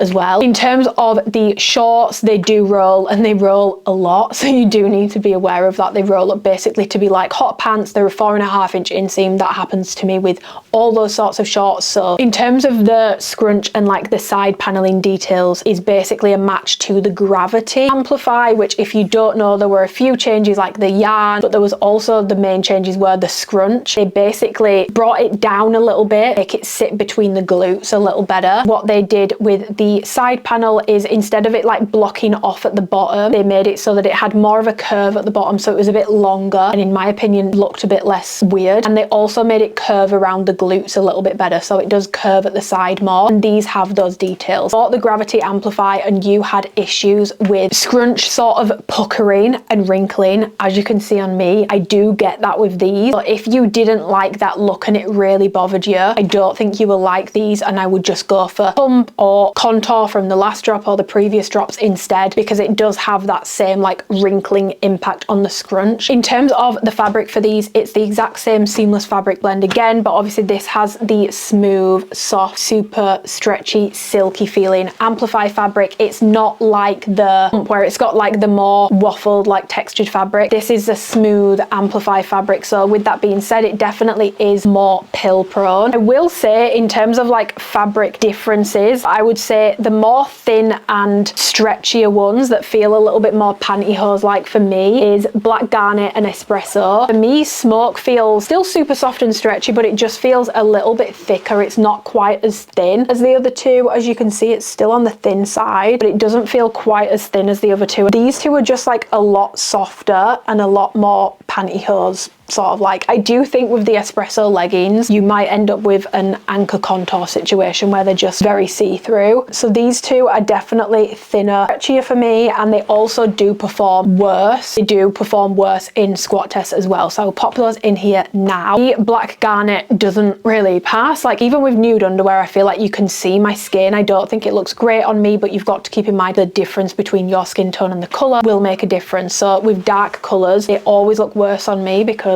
I'm Caucasian as fuck. I have a paler complexion, so the contrast is bigger. Whereas if you have darker skin, you might struggle more with lighter colors. So do keep that in mind, because you probably won't have the exact same experience as I have. I do find that the Black Garnet and Espresso are definitely on the sheerer side, especially the Espresso. It's very much giving chocolate vibes. Do you remember chocolate? It was like tights, it was like pantyhose. In terms of the Smoke color, that one's a little bit denser for me, and it actually is pretty squat proof. Like if you have a really dark tattoo, you might have a slight problem, but generally like you're going to be completely fine. In terms of sizing, because this was such a big drop, I wasn't actually able to get multiple sizes in these. I focused on getting the rises. If you are used to buying Amplify and you have a specific size in them, you can get the same size again. They're definitely compressive in the waistband, but very stretchy in the leg. I would say stay true to size for a compressive fit. If you're between sizes, size up. They don't fit anywhere near as stiff as like Digital Violet or like wash denim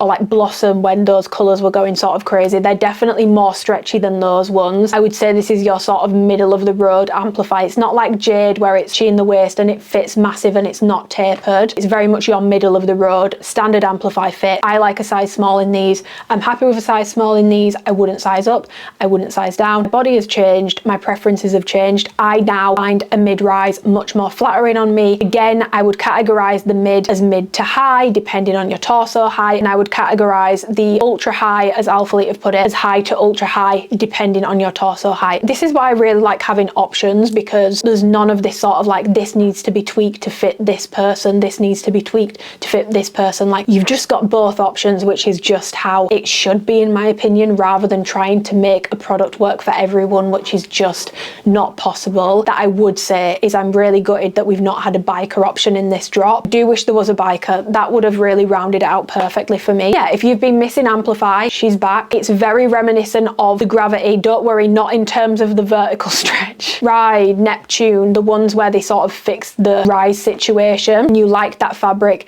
I think you will be really happy with these. If you like that scrunch, you will be really happy with these. For me personally, there's nothing wrong with these. I prefer something a bit more durable. I prefer my pump, I prefer my Revive. Amplify is now like bottom for me in terms of seamless options. But if you want just a plain legging, this is a great option for you, and you've got two rise options. But for me personally, I feel like I've just outgrown it and moved on from it. In terms of sweat, this fabric does show sweat, so you will see it, but it does dry pretty quick and it's not as thick as pump. So if you live in a hotter climate, you might genuinely prefer amplify because it's not going to trap the heat so much. It's not as dense, it's not as thick. In terms of camel toe, I do sometimes get one with these, and I feel like sometimes it's worse because it's a thinner fabric than pump. So I feel like it can really work its way up there and like create a mold a little bit more than pump can. So I definitely do get a little bit of camel toe with these, so just keep that in mind. But again, it's not uncomfortable, it's not super noticeable. I would say Barbie crotch is more likely, but for me personally, I do still get camel toe in these. It's a thing that I get. Just be aware if you are weighing up the options between the two, something else that might sway you is just the durability. This fabric is a lot softer, a lot silkier, a lot more susceptible to pilling than the pump is. So if you are wanting more durable, higher compression throughout, the leg's compressive, the glute is lifted, the waistband's compressive, you will prefer pump. If you want something a bit more understated, silkier, softer, you're not as worried about pilling, nagging things, it just doesn't bother you as much, and you just want something more understated, then you will much prefer amplify. Those are basically your seamless options for this drop. Round off this section, I just want to do a quick comparison of the high rise pump and the ultra high rise amplify so that you guys can see they're about an inch difference. I'm going to put the measurements and stuff on screen. In terms of rise on body, they don't look too dissimilar on me, but you can definitely tell that the amplify does sit a smidge higher. But yeah, I just wanted to show these side by side so that you guys can see the rise options for pump and amplify side by side more clearly. So I'm just doing the leggings here. Obviously I've compared the shorts a lot in this video, so I've decided to not do that again. And then we have mid-rise pump and mid-rise amplify, but obviously keep in mind that my mid-rise shorts look much more like the mid-rise pump. So keep that in mind. My leggings just seem to be a little bit higher on these, but this is the mid-rise pump, the mid-rise amplify. Generally, if you want lower rises, you're going to want to go, whether it's mid or high, with pump, higher, amplify. Apologize because I feel like the light's going to change so much throughout this video and I'm running out of natural light, so I don't want to rush. There's a lot to get through, guys. There's really a lot to get through. As much as I love having such a mammoth size drop, maybe let's not do this again because it's a bit much. We then have more aura coming. So the color palette for this, we have Anchor again, which again I will just pop it on the screen for you because I didn't get any anchor pieces because I'm anchored to death, to be honest. I don't need more, but it's a super rich color. It looks really nice. It looks very royal, it looks very regal, it's a very classic color. Scarlet as well, which is coming in aura as well as pump. And just to show you guys them next to each other, I feel like the aura scarlet is just a bit more saturated. It looks a little bit richer, to be honest. They're very close, like from a distance I don't think you can tell much. I would say the aura scarlet is just a bit richer, it's a bit more saturated. It looks a little bit more red than pink. Super pretty, one of my favorite colors in the drop. You then have Wheat coming in aura Aura, which I will pop on the screen a comparison of Wheat Aura to Wheat Seamless. They're very close. The only difference is I would say Wheat Aura is slightly warmer. It's a bit creamier. Wheat in Seamless is a bit cooler toned in my opinion. This one is just a little bit more yellow. It's not yellow by any means, but compared to it, it's just a tiny bit more yellow, but it's this super beautiful, creamy, neutral color. This is just so me coded. I absolutely love this color. So I'm very, very, very, very happy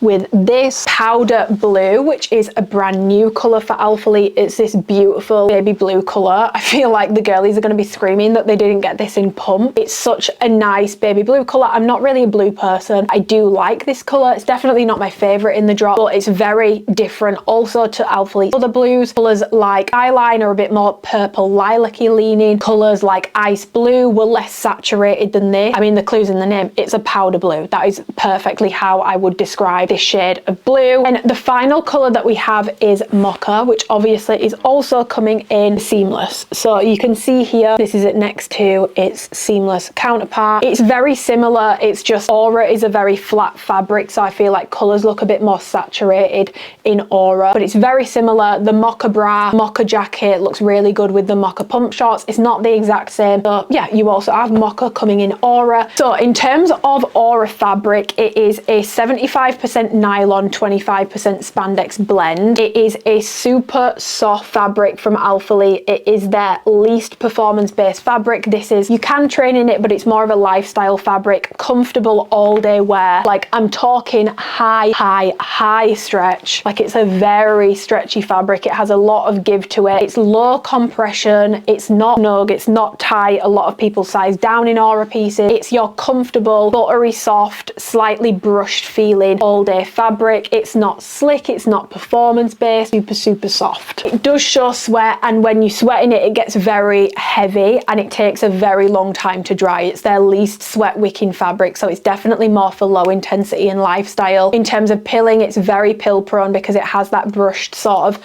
soft element to it. And in terms of like density of fabric, it's not the thinnest fabric in the world, but it's also not super thick. I would say in terms of all of the sort of cut and sew brushed type fabrics I've tried, it's definitely one of the thicker ones. That's something I just want to touch on first, which is my black and scarlet Aura pieces do feel significantly thicker, stiffer and less soft than my other pieces. Like my scarlet Aura leggings don't even completely feel like Aura. They're not anywhere near as brushed. Like my straight leg black pants feel very thick and heavy, significantly thicker and heavier. They don't feel as soft, they don't feel as stretchy, they don't feel as brushed. So just keep in mind those colors, in my opinion, run a little bit snugger, and they're also just not as soft. They don't really feel like Aura to me. The rest of them are like buttery soft, super soft. Yeah, I just wanted to note that before I get into the pieces. First up, we have the Aura Sculpt jacket. This has dropped before. It dropped in the birthday sale originally, the exact same. They've made no changes, so the length is the same, everything is the same, and it's obviously the Aura fabric. So just to run you guys through the details, you have this like lapel style collar, seamless looking. But most jackets have like the collar that sort of sticks up and have a zipper which goes all the way up to here, which basically means you get it in place, you put the zip down. If you pull it, it won't move, it won't budge, it'll stay in place, which is fantastic. It's double layered over the chest. The arms are single layered, the back is single layered here in this portion, and this part down here is double layered. This part around the back here is also double layered, so this entire panel and from the chest down is also double layered, but this bottom portion is incredibly thick. It's like a corset style detailing. You've got tonal zip pockets which do fit a Pro Max in, but I think it looks a bit ridiculous, to be honest. I wouldn't necessarily recommend that you do that. You just have this sort of V bottom, deep branding on the side in the tonal signature logo. You can honestly barely see it. Some holes, and the sleeves are nice and long. This is a thick jacket. It's warm, it's heavy, it's perfect for this time of year, but if you live in a hot climate or you get really sweaty when you train and you want this for training, it's definitely a more heavy duty zip jacket. It keeps you very warm, very insulated, and you get very hot very quickly. I think these are better for like lifestyle, like running errands. Training in this, for me, it's just a bit warm, it's a bit uncomfortable, and because of how thick it is, it can feel a bit restrictive almost. So I just wanted to mention that. I don't love this jacket. The length of it, first of all, is sort of meet and greet length, which I don't love. It sort of hits me like maybe like 1.5 inch below my belly button, obviously shorter at the back because it tapers down at the front here. I just prefer something to give me a little bit more of a shelf appearance from the back. I love it when a top comes down enough to cover the glue. I love it for my short people, and short queens love this because they're not drowning in it, and I love it for them. It should definitely be kept as an option, but I would have really liked to have seen the long version of this come in time for Black Friday, just because we've had 3 jackets this year and every single one of them is meet and greet length, which is just annoying. I know that a longer option is hopefully coming. That's point 1 that I don't love about this jacket. Second thing is the thumb holes are incredibly tight. I don't know whose thumbs get tested at Alphalete, but every single time they do a thumb hole, it's too tight for me. Maybe I've just got fat thumbs, but it literally cuts my blood circulation off. So then the other thing that I don't love about this is just the general fit and construction. The tightest point in this jacket for me is over the chest and around the arms, and around the armpit it's a bit snug as well. And a lot of people have given this same feedback, so I know it's not necessarily just me. And then the waist, they've thickened it up to, in theory, snatch you more. But all this does for me and my build is add width. It doesn't snatch me. It's not tight to my waist. It's very bulky at the bottom. Very, very, very clunky and thick. It doesn't like lie flat. When I'm in the gym, I find that when I'm doing like back extensions, for example, when I did them in it, I realized that the bottom of it sort of curves away from my body because it's just so thick and bulky. It doesn't like stick to it. I get a lot of bunching of the fabric when I move around. It doesn't stay in place, which doesn't bother me that much, but because the fabric bunches and there's so much fabric and it's so thick, it just makes me look wider than I am. Like, this was touted as a BBL jacket, but on me it has the opposite impact. I feel like it makes me look wider. I just don't like how bulky the bottom of this jacket is. It really needs thinning out in my opinion, but some people love it, and if you liked it last time, there's no changes to it. You're gonna absolutely love it again. But for me personally, I don't love it. I don't love the fit of it. It launched in February and I've not really worn it since, to be honest. I've tried this in a small and a medium now. The medium fits me better on the chest and the arm, but then it's so loose in the waist. The small is very tight on the chest and the arm, and it's still not tight on the waist. So for me personally, I don't love either size, but I would say generally you can stay true to size in this jacket. It's not as bad as the shape jacket. Really, really, really need to go up because the arms are super uncomfortable. They're snug, but it's not as bad as the shape jacket. If you are between sizes, personally, I would go up just because you don't want to have all that tension unless you are super, super, super tiny and you can afford to go down, because I have seen with people going down that they then end up breaking the zipper and it won't zip up because it's so thick, and it has stretch, but not a ton because of how thick and heavy duty it is. So personally, if you're between sizes, I would recommend that you go a size up. Some people love it, but it's just not for me. I don't really get that snatching effect, and I think if you have a smaller waist and a bigger bust, you will struggle with the sizing for this because you can't size down to get the waist to be tighter. I would not be able to fit in an extra small. There's nothing wrong with the quality of it. Like, the quality of it is lovely. It feels like a nice jacket. I just think the fit and like finishings and construction of this bottom portion, it just needed thinning out in my opinion. It's too thick. It doesn't snatch me, and it is just off for me. In-depth review of this jacket with comparisons to others, I'll link it below with a timestamp because I've already done that. I'm not going to do it again. If I had to pick a size, I'd just stay with my size small because I can't go down, and when I go up, the fit is kind of worse, to be honest. I would stay true to size in it. I prefer something thinner with a bit more stretch to it so that I can size down in it if I need to get the snatched effect whilst it's still comfortable. Okay, moving on. You can tell I was loving wheat and scarlet when I did my order. We have a brand new bra from Alphalete, which is the Aura Axis bra. So it's that same Aura buttery soft fabric again. It's very similar to the strappy bra, but not quite the exact same. I'll go over the differences in a second. I'm holding it upside down because I feel like it's easier to see, but you basically have this slight curved underbust detailing. I wouldn't say it's as curved as the Aura strappy one, but it's definitely there. Like, you can see there's a slight V to it. You have 2 darts here for shaping. It does come with padding. I take the padding out. You'll be aware in the smaller sizes, like, the padding actually doesn't fit in the bra. That's how small this bra is. So the padding like folds on itself. That would be my only thing. If we're going to make bras this small, we definitely need smaller padding because it physically doesn't fit in the bra. And I I say it in every review, but I just don't love darts on bras. I feel like because I take the padding out, these are two different darts, inside and outside. Sometimes they end up sort of crossing over and then you end up with like a weird triangle on your tit. And it does have a like proper bonded seam along the inside. You've got the Alphalite script logo on the front, just in tonal, raised rubber, so you shouldn't have any issues with this peeling off. Squoval neckline. Then you come into the back, there's no adjustment on this and it's basically a T-back bra, a little cut out at the bottom, and then the straps basically meet the middle like so. And it doesn't have a ton of stretch to it. Like, it has a bit of bounce, but it doesn't have a ton of stretch to it. I'm going to compare this to the Aura Strappy for you guys before I get into anything else. So in comparison to the Aura Strappy, this has less coverage by about 0.25 to half an inch, but it is a smaller bra than the Aura Strappy. For reference, I can get the coverage I need in a size small Aura Strappy. In the Axis bra, I can't. It's too small. The bottom of my tits are hanging out. So that's the main difference for me, first of all. The neckline is also different. The Aura Strappy is wider. This one is more narrower. If you have a narrower chest, you might get on better with this. In terms of the internal seam at the bottom, the Axis bra has a bonded seam, like a proper seam, whereas the Strappy bra was more of like an internal one that you couldn't see. And then obviously the back is different. This one is like a T-back. That one is crisscrossy, and it also has adjustability, whereas this one has none. So it's lower coverage, different back, no adjustability. In terms of sizing for this, I picked it up in a small and a medium. In this, I am definitely a medium. The size small, if I pull it down to the bottom, I can make it work, but then I do genuinely feel like my nipple is about to come out, because the issue that I have is if I just place this on my body, as soon as I move, the bottom of my tits are out in a size small because it doesn't have enough coverage, which is fine because it's a minimal bra, it's meant for smaller chests. With the medium, it gives me about half an inch extra coverage. The medium Axis bra has like a similar level of coverage to a size small or a strappy bra. The medium in this works better, and this also fits tighter by about half an inch to an inch in terms of the general fit of the bra. This does fit tighter than the Aura Strappy as well. So with the Aura Strappy in a medium, I get excess fabric and it's too big. With this one, I get a bit, but I don't get as much as I did with the Aura Strappy, so I can actually do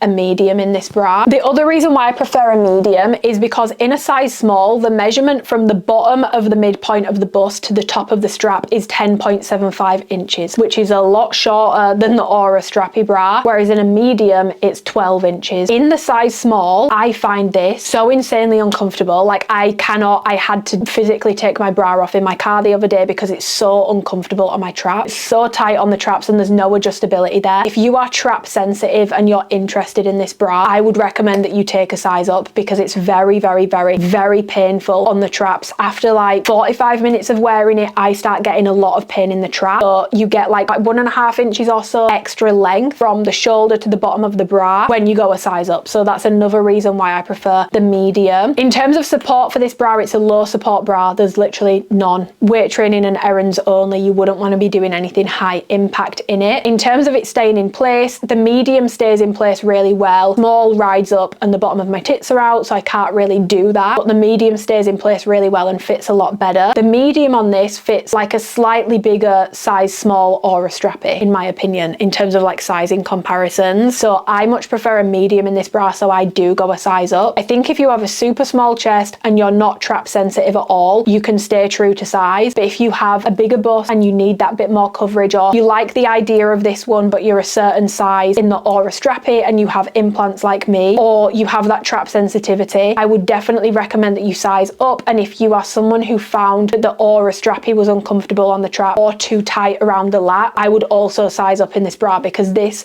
is tighter than that one. It's shorter, it's got less coverage, the straps are not as long, and you can't adjust them either. I really like the idea of this bra. Don't hate it in the medium, but I think just for ease, I do probably prefer the Aura Strappy. I just think, I don't know how to word this, because I know that I understand I have implants. I used to have no boobs. I understand wanting smaller bras, but the Aura Strappy, in my opinion, is already a very small bra. I think it would have been nice if this was the same amount of coverage and also better sizing. I get it, the minimal girlies want their options and they seem to want more and more and more minimal, but my worry is that all the minimal bras are going to end up becoming tinier and tinier like this, and then bigger busted girls are left with nothing, or for just a more full coverage option. And like, I am a 32 double D, I have implants, I have boobs, but I still like a minimal bra. So I want to make sure that we keep that middle ground. If we are going to make the minimal bras all absolutely tiny, fine, but let's keep, you know, the aura strappy in rotation. Let's keep the ones that can like serve smaller and more moderate chests as well. And also, for the love of God, can we add some big titty committee bras? Like, this is yet another drop where there isn't a bra option if you have a naturally blessed bigger bust. And I'm kind of BD version of the Karina bra, and like, it was a step in the right direction, but also it had no bottom band, so it still didn't work for most natural bigger busts. It was one bra out of the entire year that was geared more towards a bigger cup size, and even then it didn't really work for most people with a naturally bigger bust. Those customers are being completely ignored. So I really hope that some of the fuller coverage bras that I know are not even fuller coverage, but just more supportive. Just because you want your boobs to be able to fit in a bra, it doesn't mean it needs to be high neck. But the bigger bust friendly bras, I know that some are in the works, and honestly, I really hope that some of those get moved up and are able to come a little bit quicker, because otherwise we have more and more drops where there are just not appropriate options for bigger busts. I'm just kind of tired of it's been a heavily skewing of itty bitty titty committee bras pretty much the entire year, and it would just be nice to see balance. I'm not saying every single bra needs to be big titty committee friendly, but I also don't think every single bra has to be for the itty bitty titty committee. Like, there needs to be a better balance in the launches, because we just don't have that, and it's yet another launch where we don't have that again. I just think the sizing is iffy and the straps are really short. Don't think it's a bad bra, I think it looks good on people, but I just think the sizing is a little iffy. If you have a super small chest and you're always one size, no trap issues, you can definitely stay true to size. But if you are very trap sensitive, or you find in general that Alphalete bras have been a bit too tight for you lately, I think you're going to want to size up in this one as well. Okay, moving on, we next have the Aura foam tank. We have a nice little cami top in the Aura fabric, which I'm super happy about. I feel like this was a piece that was definitely lacking in the Aura range. Details wise, it is essentially a sort of high hip. I'd say it's longer than meet and greet because it is longer than the push tank, 2 inches. I would say this is more of a high hip length than it is meet and greet. It is a slightly longer tank. So you basically have these spaghetti straps that come over, but they're still nice and plush. They're not like razor thin and gonna slice you and dice you.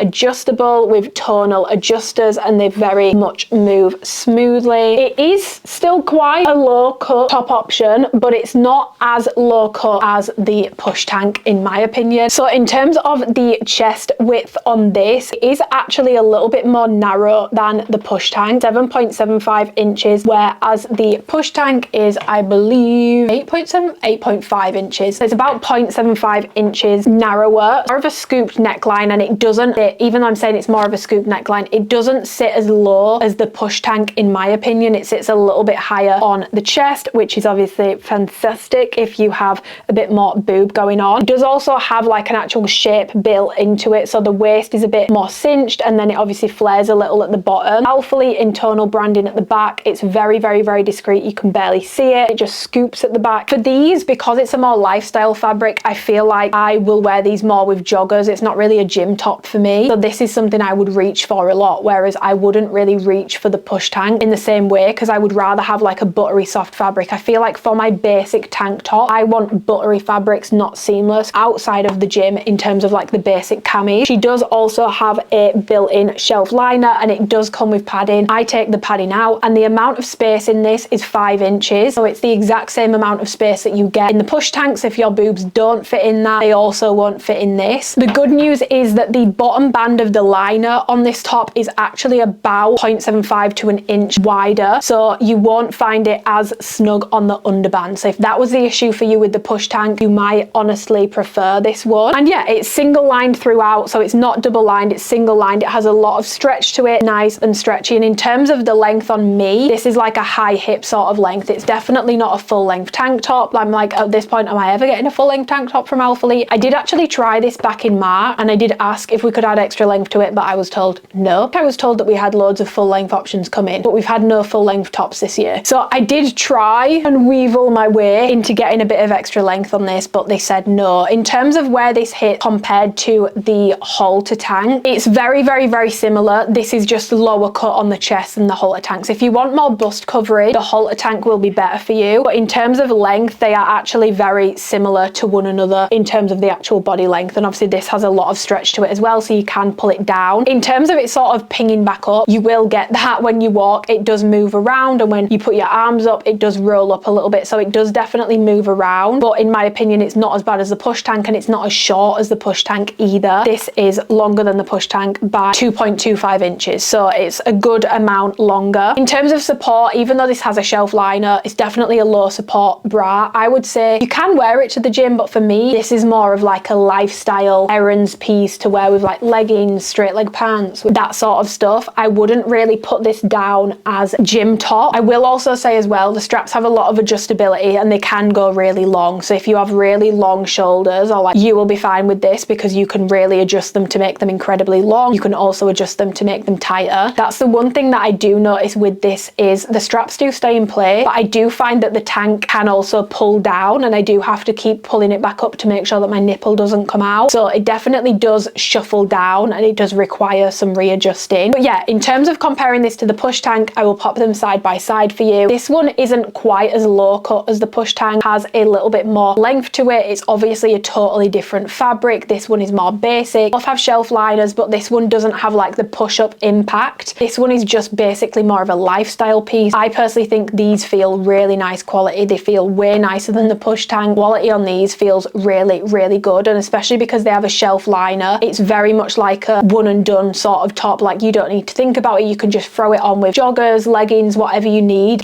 Jeans even, you could wear this with jeans because it's aura, it's matte, it doesn't have a shine to it. It sort of slopes up at the side much nicer and much smoother, which gives the illusion of a less wide chest and gives the illusion of a bit more coverage. I got this in an extra small and a small, and honestly, I think sizing for this will boil down to your personal preference. It completely depends how you want something to fit. I would say if you go true to size, you're not necessarily going to get a loose fit, but it's also not necessarily going to be absolutely body tight fit either. It's just going to be a nice body skimming fit. There might be a bit of excess fabric, but it's nothing crazy. You can stay true to size in this tank. I would say if you're between sizes, size down if you want a snug fit, go up if you want a more comfortable fit. In terms of length, sizing up and down one size doesn't make a ton of difference in length. So if you were going to size up for more length, it doesn't really make much difference. Just go with the size that you prefer rather than basing it off length, because it really doesn't make much of a difference. Also, if you are someone who just really likes a really tight fit in everything, this definitely has more give and more stretch to it than the push tank does. The shelf liner isn't as tight as it is in the push tank, so I would definitely say that you can size down if you want a super snug fit. You don't have to. There is the room to do that with this, in my opinion, whereas with the push tank, I mean, fair enough if you can size down, but that to me is just a crazy idea. That's a crazy concept. I could never. All the little cami tanks that Alphalete have done, this is the best one. The fabric is beautiful, buttery soft, it's super comfortable, all day wear. It's comfortable to wear all day. It's not uncomfortable on the strap. I honestly really like this top, and I want it in like a true full length option as well. I just think that would be chef's kiss. If we could have had two options, that would have been so good for this drop. That is the Aura form tank pretty much summed up. I would wear it more for lifestyle, but you can train in it if you wish to. In terms of would I recommend it? Yeah, I actually think this is one of the nicest items that Alphalete have put out in a very long time. It's basic, it's versatile, the cost per wear is going to go crazy, the quality on it is so nice. It's just so nice to wear. I love it. I just wish it was a tiny bit longer. Still waiting on that full length in anything. You know, what have I got to do? What have like bigger chested girls got to do to get a bra that works for them? What have I got to do to get a true full length top or jacket? I'll take anything at this point. I'll take crumbs, whatever you've got. Maybe I'm just crazy for wanting full length, but like, I just feel like when you have top that covers the top little portion of your glute, ooh, it just gives you a really nice shelf appearance, and I just think it's so flattering. I hate when I have to use a ring light, but I was losing natural light. I started filming at 11:30 and it's now 20 to 4. I was losing natural light and I was like, do you know, I can't make people watch this grey ass video. So we've changed its settings slightly. Continue to get comfortable, guys. We've still got quite a bit to get through. Just thought I'm just going to ring light it because I don't want you guys to be like, and what product is that? Because I can't quite see it because it's pitch black. Not much left, but there is one item, the wide leg pants, that I want to spend a good amount of time on and just like really flesh my thoughts out on them. Aura leggings. We have the 5-inch inseam short coming back again, and then we have the leggings. So there's no biker option. I didn't pick up the 5-inch inseam Aura short just because I don't like them. I don't hate them, but roll too much. They're incredibly short. Like, yes, it's a 5-inch inseam, but I would say within about a minute, but that's dramatic, within about 10 minutes of wearing, they fit more like a 3-inch inseam. And because Aura is such a high stretch fabric, I just don't feel comfortable in them because they could very much roll up to reveal the bottom of my arse cheek. So I pass on those because I know I don't like them. This is the Aura legging. This is a high to ultra high rise, definitely one of the highest rise options that Alphalete has. The rise on these is 9.5 inches based off a size small. They are definitely very high, and they also have a ton of stretch, so you could pull these up to your tit if you wanted to. Yeah, you've got that Aura fabric again. The waistband is double lined just to try and give you a little bit more support. It's a little lower in the front than it is the back, as you can see, so it sort of curves up the side and then it's a bit higher at the back. You've got these curved seam detailings which then come into a curved seam which basically hits your glute backwards to basically curve them from the side. I personally find it really flattering. A 28-inch inseam, and they are also super stretchy, so they fit plenty long enough. And then in terms of the back details on these used to have a super long glute seam. They are still just as high at the back, but they made these tweaks back in February if you missed them. But instead of it being the block Alphalete logo, it's now the script, but it's tonal, and honestly you can barely see it, but it just has a much more tapered V. And instead of this being about 6 to 6.5 inches long, this glute seam here, it's now 5 inches, and then above here you've got 5.25 inches worth of waistband. So I do prefer and appreciate that they shortened the glute seam from where it was before. But my issue with these now is I feel like the waistband just looks weird because you have so much waistband above this dipped point here, like I'm sure you'll be able to see in the try on clip. Some people won't mind it, but on me and my build, I feel like it looks weirder than the longer seam did because that felt more proportionate, whereas now it feels like still like a longish glute seam, but now it feels very unproportional because you've actually got more waistband than you do glute seam in the middle. And the waistband, it's as tall as it was before, but now it looks so tall because so much of that waistband and not the glute seam. It's to each their own. Some people will much prefer the changes. I do appreciate they tried to do something with it, but for me personally, I just don't love how it looks. I love it on other people. I don't necessarily love it on me. Now, out of the bag, and this is why when I talk about measurements, it's not always Bible, because out of the bag, these measure ridiculously small. 8 inches on an extra small, 9.5 inches on a size small in the waist, but they are so stretchy that basically don't shit yourself when you take them out of the bag because they have a lot of stretch. They just come looking absolutely bloody tiny. I do find that with the rise of these, I do actually get a little bit of rolling on the waistband when I'm moving around just because it does sit quite high on me. And if you are short, I really don't think you're going to like these. Most short girls find these way too high. Unlike Tenacity with the Elevate leggings, which were the same rise as these, that had a top band, so if you tried to roll it, that just pinched you and created more rolls. You can roll the band and it's not going to cause discomfort, it's not going to dig in. So if you really want these and you like how they look, you just think they're a bit high, you can roll the waistband on these and it's not going to cause you pain or give you a muffin top like it does when you do it with fabrics like Tenacity or even Seamless. It's a thinner, stretchier fabric, so rolling the waistband isn't going to pudge you in any way, shape or form. Squat proofness on these, the powder blue isn't squat proof. You're going to see any like glute tattoos, thigh tattoos through it. Even standing, you will be able to see them. But with nude underwear, it's completely fine. With the Scarlet, same. You're not going to see them standing up, but you may see them squatting. But with nude underwear, completely fine on me. Including my squat test here for wheat and mocha whilst I'm here, just because Aura, so it makes sense to do them here. But these are obviously in the straight leg pants. I'm actually finding that these perform so much better on the squat tests for me than the leggings do. I think if you get these colours in the leggings, especially wheat, it will be very sheer even when standing. But I think because these are obviously the straight leg pant and they're not quite as tight or as snug or as fitted as the legging, they're actually really decent in the squat test. But if you were going to get the leggings, especially in the wheat, I would definitely just keep in mind it's probably going to be sheer in the bottom of a squat. It'll probably show, well, it will show dark underwear and I'm pretty sure it will show tattoos as well, but in the straight legs the colours do actually fare a lot better. In terms of cellulite with Aura, just to be aware with the lighter colours, it does show cellulites. If that's something you're conscious of, you may want to go with a darker colour. Scarlet and black fit way less stretchy, way less soft. They don't even really feel as brushed as the other pieces, so those colours definitely feel thicker and nowhere near as soft as the others. Keep that in mind. In terms of sizing, with Aura you can size down, so I decided to get the blue in a small and the red in an extra small so I can show you guys side by side. You don't have to size down though. I feel like people get this twisted and think Aura runs big, you need to size down. Objectively, it actually runs quite small out of the bag. It's just a low compression option,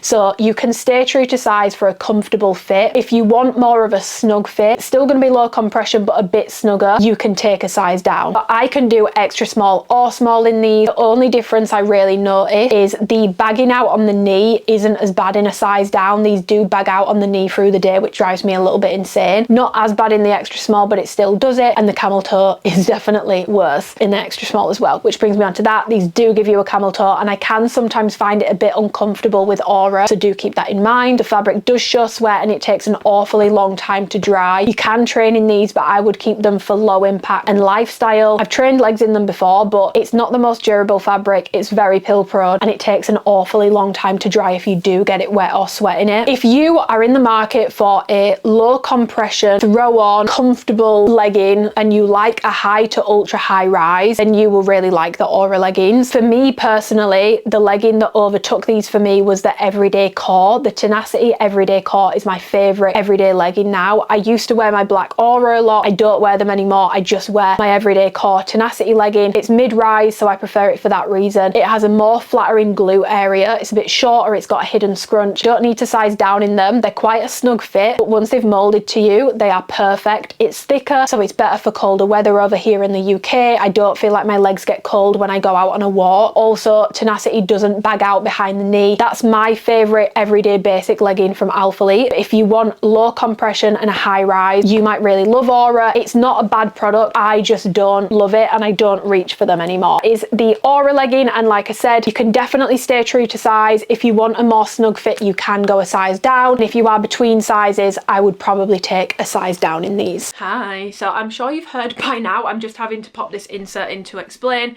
but the wide leg pants, I'm still including them in my review, but they are no longer launching for Black Friday. Isn't a problem for me because I didn't end up putting them in my top picks, which you guys will see, but it is frustrating for the people that were excited for them. There has been a major bagging issue with them. They've basically realised that there's a 50-50 chance that you will get the inseam that you've ordered. So what they're going to have to do in the warehouses is take every single wide leg pant out of its packaging, measure it, check that it's in the right bag. Black Friday, it's a huge sale period for warehouses.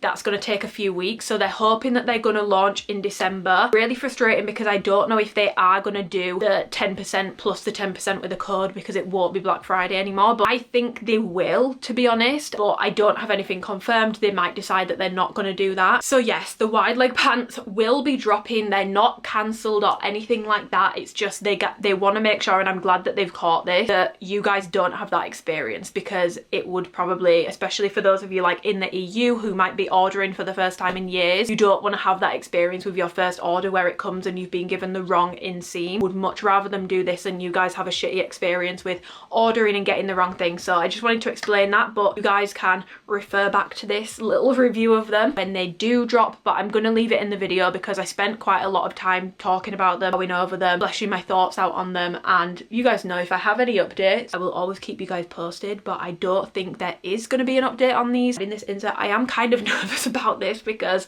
I feel like everyone loves these pants but me, and I hate it when that happens because it just gives me anxiety because I feel bad. Like, I genuinely do feel bad that I don't like them, but you will see, it will all be explained why I don't like them now that I've seen more people talking about them. It very much boils down to your build and personal preference. For me, I want a straight leg to cling under the glue and then go out. They're very unflattering underneath the glue on me. It looks like a saggy, nappy sort of situation on me. So it's going to depend on, do you want straight leg pant that like clings to like quarter to mid thigh and then goes out, or do you want a wide leg pant where it basically flares from very top of your thigh, the very underneath of your glute. And completely depend on that. It's also very build dependent, because if you have thicker thighs, you might be able to get the fabric to cling a little more. I will say, now that I've been able to see people's content in them, I do feel like I'm noticing the tenting on pretty much everyone. Some people just have it worse than others. I'm definitely someone that has it worse. I guess maybe I just need to work on my quad to explain why they're not dropping, and also just give a bit of a disclaimer that it's going to be massively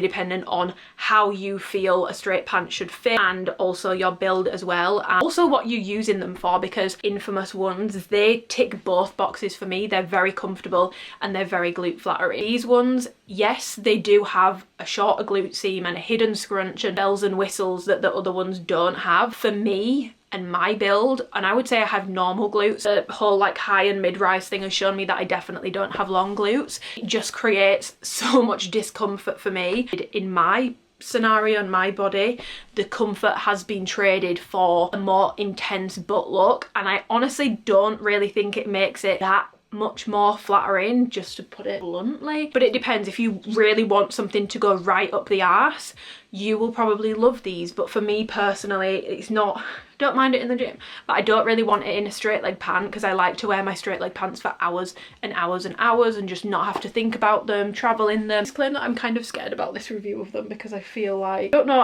know that people will think that I love being a gay, but I actually don't. And when everyone else loves something and I don't like it, I find it really uncomfortable, because I feel like everyone's looking at me like, you're clearly wrong because you're the only person that doesn't like it. Personally, I prefer a thinner fabric. I really want to see a straight leg pant in a thinner fabric with a reminiscent of others fit through the leg. And honestly, for me personally, it doesn't need to have a scrunch, it just needs a shorter glute seam. I did have a little bit of input on these, but I wasn't fully involved. I saw pictures of like the first sample and like super high rise, the glute seam was super long. It was one of my first things. I was like, the glute seam needs to be shorter, and we also need to try and make it even all the way around and shorter. And they did shorten them, so you guys have a mid-rise, which I'm really glad that they listened to. I'm also really glad that they did listen to shortening the glute seam, because otherwise I think a lot of people that do like them wouldn't have liked them. I was still saying that they're a lot higher at the back than they are at the front, and they decided to keep that, which is fine. They're not going to take every single little bit of my advice, but that's another reason why I don't personally love them. I just think it looks better when it's one height all the way around. Anyway, you guys can make up your own mind. I'm very intrigued to see what you guys think. It comes down to personal preference. Some people think that other ones look better, some people think these ones look better. It completely depends on the person. You might even watch this and think the Alphalete ones look better on you, Amy. Don't feel that way. Trust me, I wish I did. I was so excited for these pants. I'm personally quite bummed about them, but not every product is going to work for me, because it's one of the products that I've like really wanted and requested. But sure, I will have my time with a pant that is more suited to me. So very long-winded explanation. Oh brother. Moving on, we've got the Oro wide leg pant. Straight leg pants, we can't deny it, they have completely taken off this year in a way that I don't think, other than the scrunch bum, I think that was the last trend that I have really seen get brands, everyone, customers in a chokehold, in a frenzy. The straight leg hype has been very much real. This has been one of the products that I have requested from Alphalete. I'm sure it wasn't just me, I'm sure there was other people, but I tried the infamous straight leg pant when it first dropped, and I was like, oh, I realized when I tried a straight leg pant, basically a straight leg pant on my body looks better. I do wish that we had a straight leg pant and a flare in this drop, so that there was an option for both. I feel like I've always said in my reviews I'm a bit iffy on flares. I just feel a bit like, I don't know, they've always felt a little bit off on me. And then I tried a straight leg pant and I was like, this is way more flattering on my build. Now I will say not everyone loves a straight leg pant. Some people really don't like how they look on them. I personally love how a straight leg pant looks on me. So now that we have an Aura version, excited about the prospect and the idea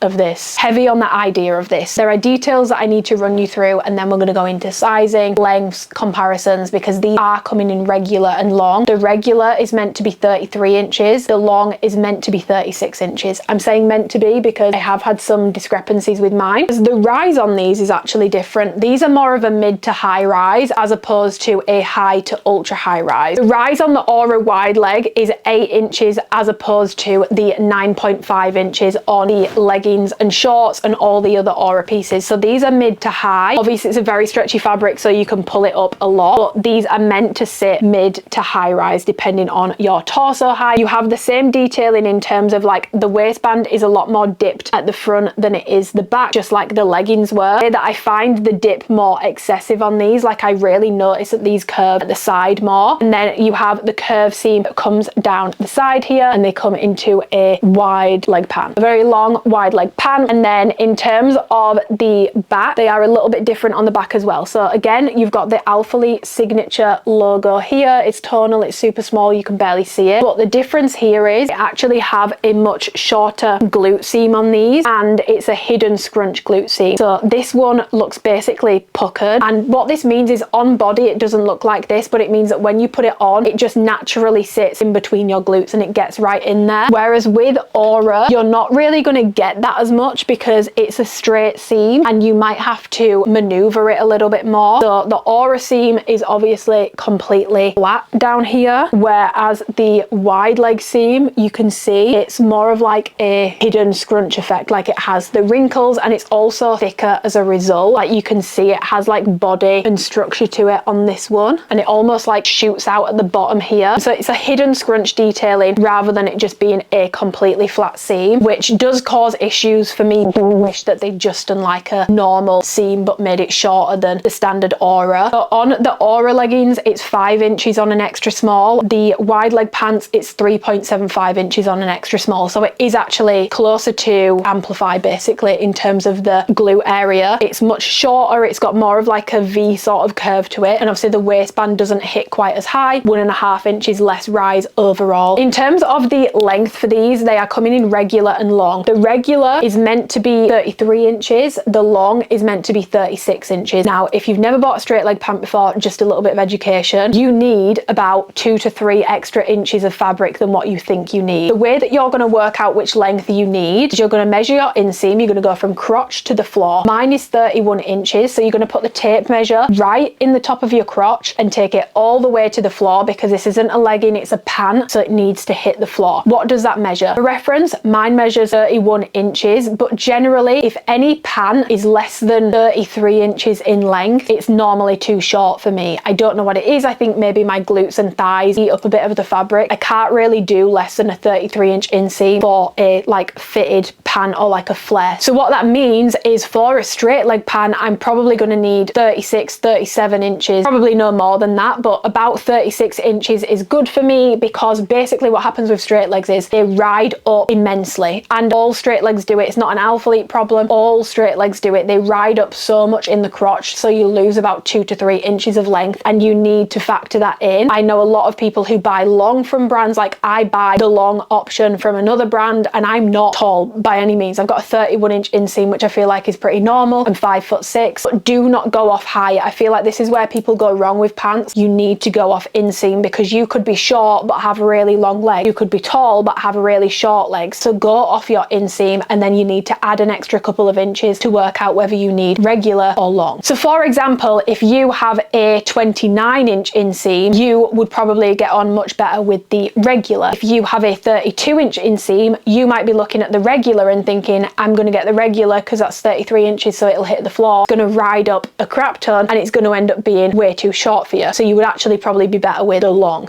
My regular black are 33 inches, and my extra small long are 36 inches. I haven't noticed that going up or down in size changes length. I did ask the design team about this, and it's not going to change the length. They said that they made sure the length was consistent throughout. Side by side you can see, and then I will obviously show you them when they're hiked up. You can see the regular, even at the start, is a bit too short for me, but hiked up it's then way too short. The extra small long looks a lot better on me than the small regular. So for me personally, I need the long in these. I don't know if it was in the wrong package, but I was sent the size small in mocha in a long, but those measure 34 inches. But I am going to mention it in this video just in case. My mocha long are 34 inches, not 36 inches, and I'll show you those side by side so you can see it does make a difference. So I definitely need the long, and I need all of the longs to be at least 36 inches for me. I'm kind of tempted to say that with these and how much they ride up and the thickness of the fabric, the regular is actually probably more short, to be honest, for a straight leg pant. pant, and the long is more regular to long, because I don't think this is going to work for very long inseams. Like if you have a 34-inch inseam, when this is ridden up, this is probably going to be too short for you, even in the long. Regular is basically short, tall/long is regular to tall-ish, and then they needed an additional length, because from other brands I know that people complain the short is still too long. I don't think short people are going to have this problem with regular version. It really does fit like a short, in my opinion. If you're curious or you're panicking and what I've said hasn't made any sense and you want to know what length you need, comment down below and let me know what your inseam is, and I will be able to help you with advice in terms of whether I think you should get the regular or the long. Definitely a long for me, and for reference, like I said, I'm 5'6" with the 31-inch inseam, but I require the 36-inch inseam because of the nature of a straight leg pant. It just rides up in the crotch. Okay, so what is a straight leg pant? A straight leg pant is essentially very different to a flare. A flare would typically flare either just above the knee and then come into a little flare, or just below the knee, or you can get like a super mini flare that flares like the midpoint of the calf down and it's super tiny. With a wide leg pant, what you are essentially getting is, depending on the brand, either flaring from the mid thigh or the upper thigh. I would say that with Alphaletes, for me, it's going to depend on your build. If you have bigger quads, they might cling a bit more, but for me, these flare from the upper thigh down. They don't really cling under the glute on me. Even in an extra small, which is a size down for me, I don't really get a cling to the thigh as much, kind of flare from a much higher point than other brands do, if that makes sense. And they basically come straight down. There isn't like a flare to them. They are basically a straight wide leg fit, and they are a very similar width all the way down the leg. Flowy, but not as flowy as others, because Aura is a bit of a thicker fabric, so that's something you need to keep in mind. They definitely don't flow as much as others. In terms of sizing for these, I tried a like finalized sample, like it was finalized. Couldn't comment on it because it was finalized, and that was the first time I actually got to try a proper straight leg pant from Alphalete. And I'm not gonna lie, I was kind of sad about it. I would have loved to have actually been able to try them during the sampling process, but I know that they were really keen to get these out. So I was sent a size small regular a couple months back. I panicked because I was like, oh my god, you guys always go on about how tall I am, so this must be the tall version. And I was like, this is way too short. They were like, don't panic, queen, we sent you a regular. And it was a size small, and I was getting this weird sort of tenting under the arse, which just looked weird. Like it looked very, very, very off. And I was essentially told that if I size down, it will fix that problem. I'm going to show you me in the extra small versus the small. It does fix it to an extent. I'm still getting this weird tenting underneath the glutes, and I think it's because, in my opinion, everyone has a different take on straight legs. These should have been a bit tighter on that little bit of hamstring underneath the glute. If someone who I think, you know, I have glute, I do have quads, in a size down, I'm still having that looseness under the glute. If you are any smaller than me, these are not going to fit you well. If you've got thicker thighs, you might not get that, but I could definitely not do a double extra small in these. I think my would be absolutely screaming if I tried to go 2 sizes down. Going a size down doesn't fix that issue for me. I do like how they look from the front. I don't love how much higher they are at the back than they are the front. One high all the way around. I like it when something's super high up my back because it just looks weird. Again, I feel like the waistband looks disproportionate to the rest of the bottom because the scrunch is so tucked into the glute. The waistband just feels a bit too tall sitting above it like that. Probably advise most people, you can stay true to size. If that tenting look doesn't bother you, you can stay true to size. But for most people, I think if you are wanting to try and get a fit similar to other brands, you might want to size down. But it's going to be very dependent on how you're built, because if you've got thicker thighs, you might not need to take a size down. It's going to be very build dependent. So I would love to help you guys out with sizing. You can send me measurements, send me pictures, what size you wear in other straight legs if you want to try these out, and let me know, and I will try my best to help you out with sizing, because it's going to be very build dependent with these. You can stay true to size. It's not that they fit big, but I think sizing down might help to make the tenting look better. It looks better, but it doesn't completely fix it for me. We are talking about the glute. That is one thing that I find really, really uncomfortable about these. Is the one thing I love about my straight leg pants in general, straight legs I've tried, is the comfort. They are so incredibly comfortable. I can wear them all day. It feels like I've got nothing on my skin. With these, I think because of the hidden scrunch, I get pain in my vagina. I know that sounds really dramatic, but I get camel toe in them. Obviously, it's Aura, and I feel like the gusset is also sitting too far forward on them as well. The hidden scrunch on these, creating a lot of tightness in the crotch, and for me personally, I can wear these for like an hour and a half and then I have to take them off. They are not a comfortable all day wear item for me. Now, I will say I'm very sensitive down there to things feeling too snug. But if you are also in the same boat, I don't know if you will love these, and I will warn you again with sizing down does make that worse. Now, in terms of how they like flow and stuff when I walk, I don't find that these flow as well as other ones, and that's because Aura is a thicker fabric than the other ones that I have had. They just don't have that same level of flow to them. Like they just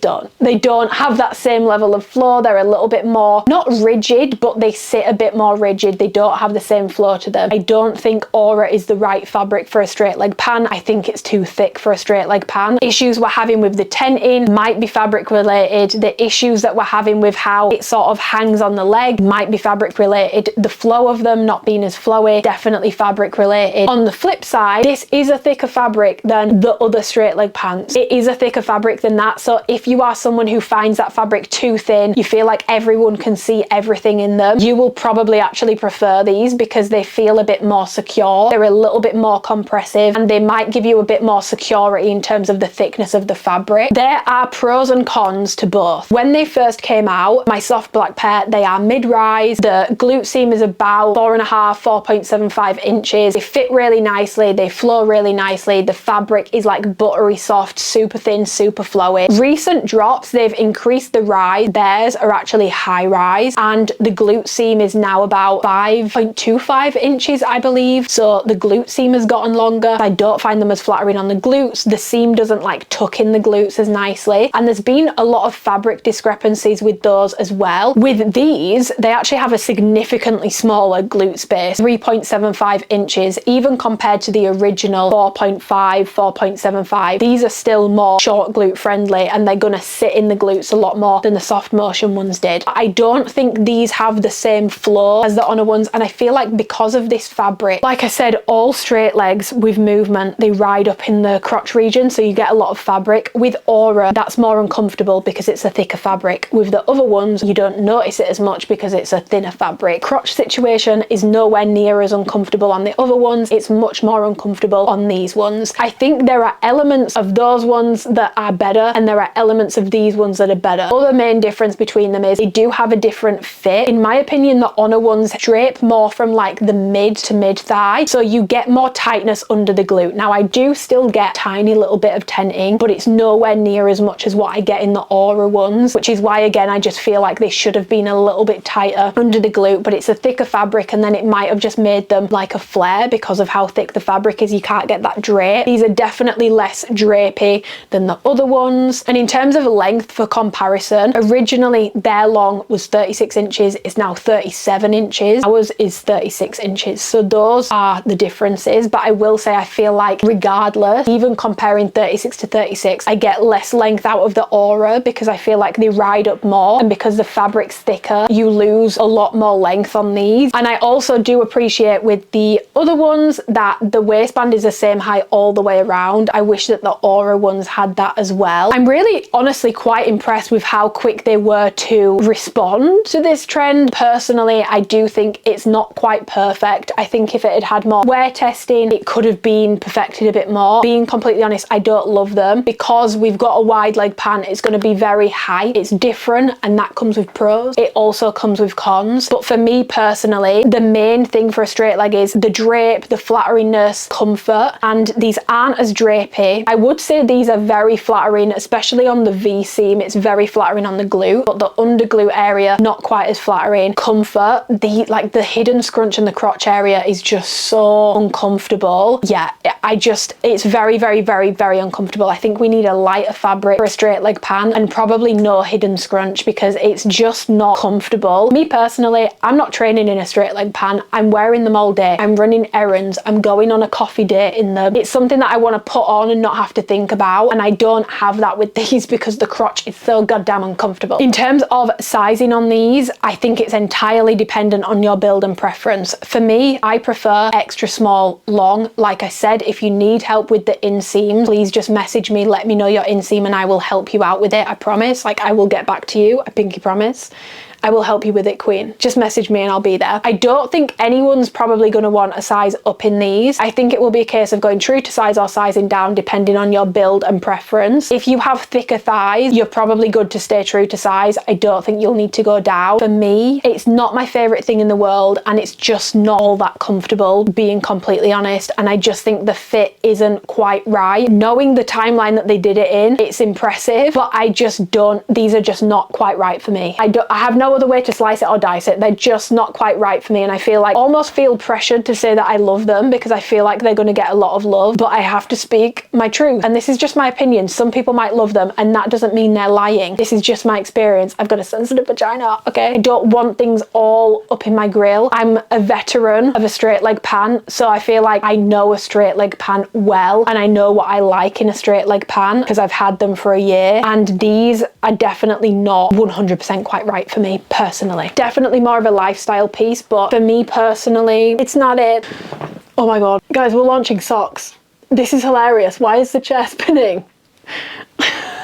I'm launching socks, guys. Coming in 3-packs. You can either get a 3-pack of white. Multi-pack, you get a white pair, a wheat pair, and a heather grey pair. So these are the scrunch socks, and they come in a 3-pack. So like I said, you can either get white or you can get 3 different colours, and they are 100% cotton. I've got them on my feet right now, otherwise I would show you. I don't know where the rest of them are. Socks are very, very, very, very soft. One thing I would say is I feel like they fit a little big. Like, I've obviously got the extra small ones, and I just feel like they fit a little big. Like, the heel is definitely, if I show you, the heel is definitely a little loose on them. Like, they just fit a little bit big, so I feel like if they did a smaller size, I would need a smaller size, but they're very soft. With that being said, these are not gonna fare well in the gym. If you're a barefoot soldier like me in the gym, like a socky soldier, I wouldn't recommend doing this in the gym because they're very soft and brushed, so they're gonna catch on the gym floor and they're going to have holes in. I would keep these as more of your everyday sock. Basically come in, they're very long if you pull them all the way up, but the intention is you're meant to scrunch them down. I do think there's maybe a little bit too much length on them because they look very, I know that that's the point of a scrunch sock, but I feel like they could have done with maybe like an inch left because they do get a little bit chunky looking on the ankle in my opinion, but I suppose that's a subjective opinion. They're socks. If you need socks and you like the scrunch look, go for it. They also have the little embroidered A logo in black. Personally, I don't hate them, but I also don't love them. I just prefer normal socks, to be honest. So for me personally, I wouldn't actually go out and buy these socks. They're nice quality, but I just prefer normal socks. I don't really want that much fabric around my ankle. It's not really my personal preference. I feel like it's just a bit much, but if you like a scrunch sock, go for it. There's nothing wrong with them, just not my cup of tea. There is also, they are bringing back the seamless thongs, which I didn't pick up any of. They did send me one in a package, but obviously I've worn it and I feel like even though it's clean, it's weird to show you guys my worn underwear, so I will pop like a diagram on the screen of what they look like. But I don't love Alphalete seamless thongs. They do have a cotton lining where the coochie goes, but the rest of it is like a nylon spandex blend. It's like the typical very thin, flimsy seamless thongs. I just feel like maybe I've got too much going on down there. When I wear those seamless thongs, first of all, my camel toe is 10 times worse no matter what I'm wearing. Second of all, they roll, they twist, they move out of place. They don't stay in place well at all for me. It's probably my least favorite form of underwear to do. I actually kind of hate seamless underwear, guys, and I know that's a really unpopular opinion, but I feel like it makes camel toe worse, and they just roll and twist and move around, and it's not comfortable. Like halfway through the day, I'm like, why is my knicker on my thigh, not my vagina? Make it make sense to me. So for me personally, those are a pass, but I'm just letting you know they are bringing those back again. This is honestly probably one of my favorite things that Alphalete has done in such a long time. Now I do need to signpost here, we have an awful lot of different colors when it comes to the sweat. We've got wheat, we've got nude, and we've got cream. I wish that they had just gone with wheat for all of them because I don't really love the nude color. I'll pop in a thing and like label them on the screen so that you guys can see, but I wish everything was wheat. I don't mind this cream color, it's just a bit confusing because even if you get the cargos, for example, if you get them in nude, isn't actually a matching top. If you want those joggers,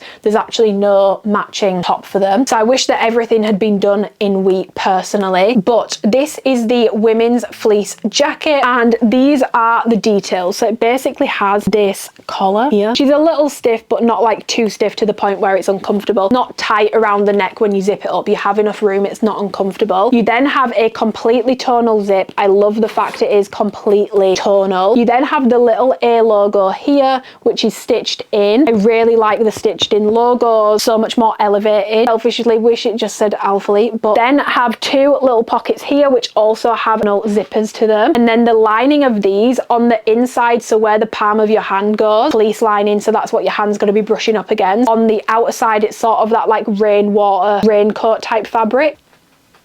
You guys hear that and like tell what it is. The one thing I will say is I do find the zipper to be a little bit like scratchy when you put your hand in the pocket. I wish there was like some form of, I don't know, something that could be done to fix that, because it's such a cozy jacket and then you put your hand in the pocket and it's like, ouch. In terms of length, it's like a high hip length jacket. It doesn't cover the bum. It basically comes to about hip high, and this is in a medium, so if you go true to size it is a little shorter. And then you have a draw cord at the bottom on either side, which is again tonal, very matchy, and you can basically bubble it and make it fit a little bit shorter and then tuck it under. And then you have these cuffs at the bottom here. Also do actually have as well little kangaroo pockets on the inside of the jacket as well, so you've basically got 4 pockets and you can pop your phone in those. The only thing I will say is if you wear it unzipped, you can actually see the pockets, which is a bit off-putting. Like if there had been like a maybe like a little button fastening so that it wouldn't do that, you stood with the jacket open. But, and in terms of the fabric, it's 94% polyester, 6% spandex. So this is definitely, as much as it's called a fleece jacket, there is no sheep in this whatsoever. So if you're vegan, you're gonna love it. But it is essentially pretty much all plastic, as is most of the stuff that I've shown you, but it's quite normal for active wear. But I do understand why they've done it, because if it was real fleece, it would probably be nearing £100. I feel like if Alphalete list anything at over £60, people don't generally buy it. It's just not their target market. So, but this fabric is literally, I mean, yeah, it's polyester, but it literally feels like a blanket. It is buttery soft. It's not itchy whatsoever. If you had the King collection, I found that really itchy. Pajama pant fleece, buttery soft. It's so comfortable. I feel like a teddy bear when I wear this jacket. Love how cozy this is, and it's heavy as well. Like this has weight to it. This is the warmest jacket Alphalete have ever put out. Really like this jacket, and I feel like this was something that I wasn't even bothered about in terms of like the weight of this and how the fabric feels. It feels such nice quality, and I really like the fact that it's not a stiff fabric. Like it has stretch to it. It's just so comfortable. If you live in a hot climate, you're gonna hate it. It's gonna be way too warm. But if you're in the UK, Canada, any of the US states where it gets a bit chillier, I think you are actually gonna really like this jacket. The couple issues, obviously, like I said, it is almost 100% polyester, so whether that's worth it or not to you will be, you know, you guys can decide if that bothers you or not. The other thing is the cuffs on this are weirdly tight, like weirdly tight. Like, they needed to be like ½ an inch to an inch wider in my opinion. They're just very tight, and it means that even though the sleeves are plenty long enough, like I have long arms and the sleeves are plenty long enough, it sort of, because it's tight, it wants to cling to the wrist, and so you end up with the sleeve sort of hitting around here rather than staying long on the arm, if that makes sense. So it does also make the sleeves like shuffle up a little bit, which I don't love. I don't love how this looks when it's worn normal. When this is bubbled, I fucking love how this looks. I wore this to therapy yesterday with the mocha leggings, and I felt like a cozy teddy bear, but also very put together at the same time. Really like this jacket. I think it looks simple, basic, classic. I love the fact that everything on it is tonal. It's very nondescript, and it's just so soft. If you are like a sensitive skin girl or someone that likes something with weight to it that's cozy, honestly think you are really gonna like this. It's only coming in cream and black. I wish it came in like a chocolate brown. Can you imagine if it came in mocha? I think this is one of the nicest things Alphalete have put out in a while. Only things I would change is maybe trying to make it a little bit more actual fleece, but then would it be as soft? Probably not. The finishing on the inside of the pocket, just to make sure that it's not like itching on my hand or scratching my hand when I come to put my hand in the pocket. I would have also liked to have seen like a little fastener here, just so that if you do wear it unzipped, it doesn't look absolutely really like weird, like you've just got these two pockets hanging out. I would have liked the cuffs to have been a little bit less snug, the lining of the zip to have been a bit softer as well, because when it hits you in the neck, it is a little bit scratchy. It's definitely an oversized fit. You can stay true to size and it will be oversized. I went up a size because I like super oversized, and I'm also taller, so I wanted to see if I could get a bit extra length out of it, and I did. I can't tell you exactly how much because I was on a photo shoot in the size small. I do get a bit of extra length going a size up, and it's just more oversized, so when I bubble it, I get even more of like that cocoon sort of effect, which I personally really like. So for me, I sized up, but you don't have to. You can stay true to size and it will fit you oversized. If you want more length and even more room, you can go up a size. You could go up 3 sizes if you wanted. It's completely up to you how you want to size it. I do have concerns about if I spill a fizzy drink on this, it's probably going to be ruined like a dressing gown would be. Also intrigued to see how it washes, so I will have to update you guys because I've not been able to wash it yet. And on washing this and the joggers tonight so that I can pop in a little update for you guys and let you know how it washes. I really like this. This is probably my favorite jacket I've ever done for women's, honestly. I just think it feels so nice on the skin. I really like how it looks when it's bubbled. Okay, final 3 things, guys. So the first thing that I have to show you guys is jogger sets. So they are doing cuff joggers, cargo joggers and crew necks, but the only things that are in like dedicated matching sets across all bottoms is the cuff jogger with the crew neck. I will pop on the screen what's coming in what colour so you can see what's actually available, because the cargos aren't coming in every single colour, and the cargo nude colour, for example, doesn't actually have a matching top at all. I will say that's one of the things that I feel like we're really missing in this drop. I don't love a crew neck pullover hoodie or a zip up hoodie, or just like an additional option of one of the two, as opposed to just having a crew neck. Like I don't know, I don't love a crew neck on me. It's not something I ever reach for a ton, so crazy about this being the only sweater option. I really wish that there had been like a really nice hoodie or a nice zip up hoodie for women's. So we first of all have the unisex crew neck. This is down as unisex, so these are for men and women, but I personally feel like these were made for women and they've just added men onto it, especially when it comes to the cargo pants, but I'll get onto that in a second. Fabric wise on these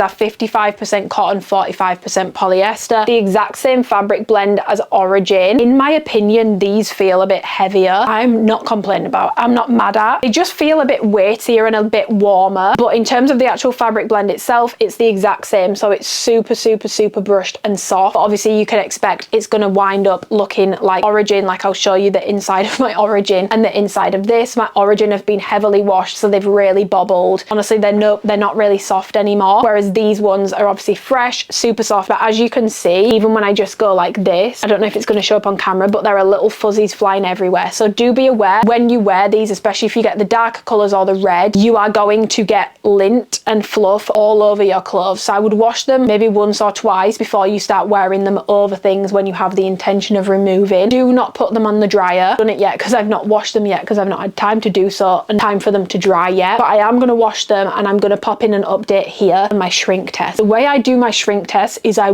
follow the instructions. The reason being is if those are the instructions, that's what you technically should be doing. And I know it's annoying sometimes, you want to shove something in a dryer, but you shouldn't be putting sweat in the dryer. They need to be air dried. You need to hang them to dry. 90% of things will shrink in the dryer. I will be following the washing instructions, washing on 30 degrees, hanging to dry, and I will put my update here. Sweats update. I am very happy to report cargo's only been one wash. I will say they do get a little bit old on the inside in the wash, so they're not quite as soft, but that does happen with like most fleecy joggers. They get less soft over time. Like Origin was soft when I got it, and you guys will see in this video they are not soft anymore. They are completely bobbled. The outside feels a little bit crunchier. They're still soft, but if you've ever had a Aritzia sweat fleece, you know how that sort of stiffens up in the wash over time. I have a sneaking suspicion in a few more washes time these might not be quite as soft on the outside, but it's nothing horrific, and I'm very happy to report that they did not shrink. And this is with a 30-degree wash, because I just feel like if you don't follow the washing instructions, and that's kind of, I know it's annoying like I said, because these things also do take a long time to dry, but that's kind of on you because you've ignored the washing instructions. So one thing I will say is these took a very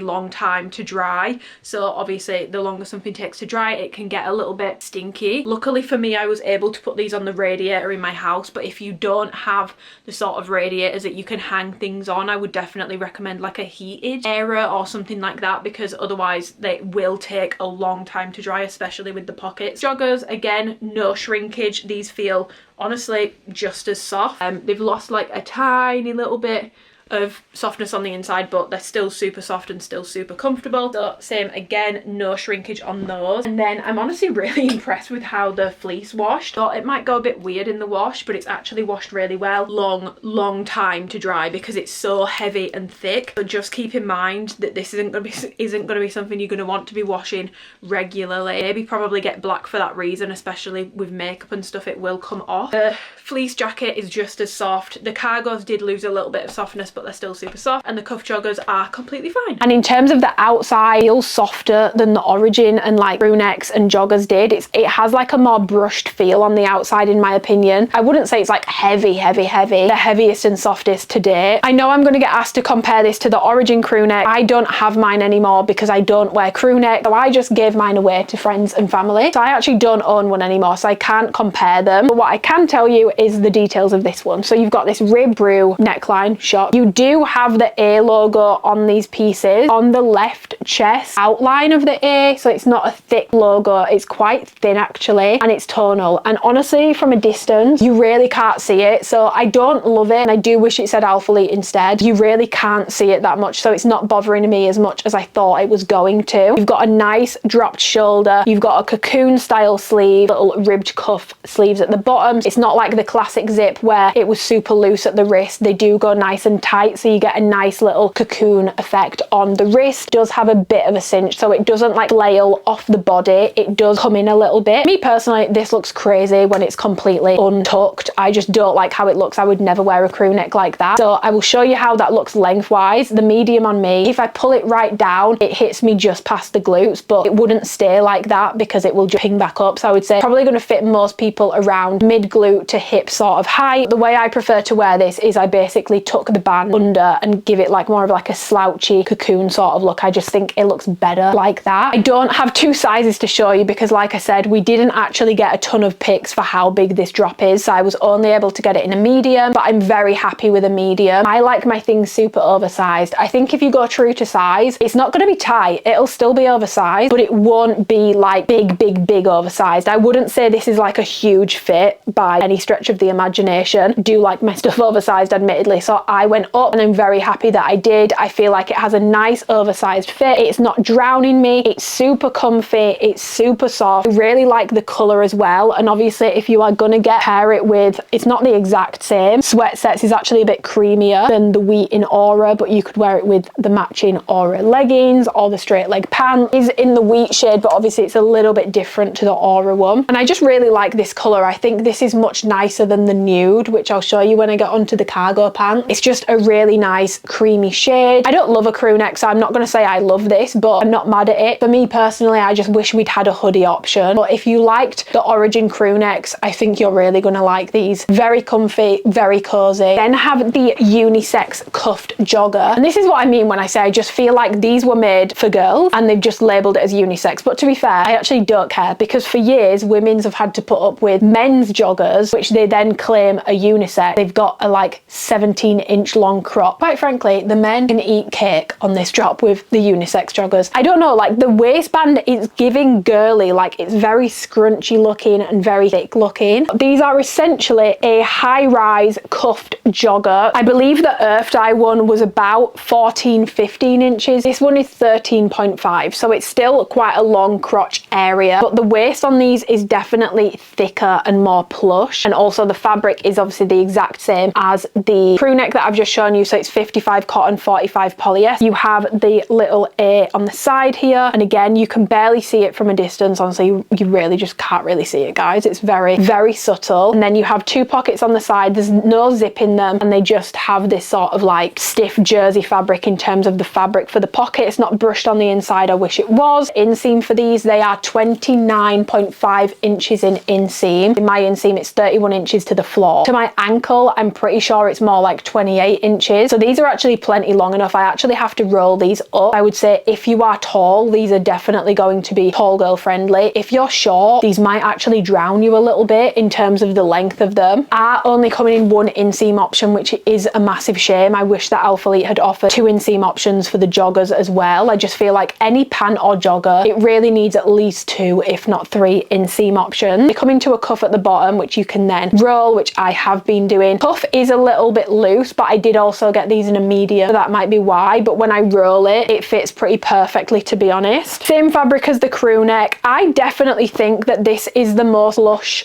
jogger that Alphalete have put out today in terms of like the weight and feel of it. Very similar to Origin, but to me these just feel more plush. Don't love the fact that the drawstring is on the outside. I wish it was on the inside. And I just don't really love how thick this waistband is. I'll show you the cargo joggers, which I prefer the waistband of, in a second, but the waistband is just quite thick and clunky looking, which I don't personally love. They're very soft and very cozy. If you live in a warm climate, these might actually be a bit too warm for you, but I wore these to gym the other day. It's like 6 o'clock in the morning. It was cold outside and I was very comfy, cozy, getting to my car, getting out of my car, going and getting coffee afterwards. I was very comfortable and cozy in this set. Said you're going to get the fuzzies all over your clothes, so I would probably wash them 2 times before you start wearing them with the intention of taking things off afterwards. But yeah, they fit high rise. You can obviously shorten the rise by rolling the waistband, but do be aware it's quite a thick waistband anyway, so it does look a little bit clunky. It doesn't look awful, but if you roll it, it makes it more of like a mid-rise. In terms of the actual fit of the leg, aren't my favorite fit in the world. The crotch is still quite long on them, like it's a drop crotch, which I don't mind, but I feel like I just want the hip to have a bit more structure. Like I can pull it out, but naturally it just goes back down. I just wish that they had a bit more structure, the hip region, because I feel like a lot of the fabric just ends up at the bottom of them, which I don't really love. Definitely a very oversized fit. You can honestly stay true to size and they will fit you oversized. I just like to take things to the extreme, so I do go up a size. But I even tried on an extra small when I was shooting and I still had room in it.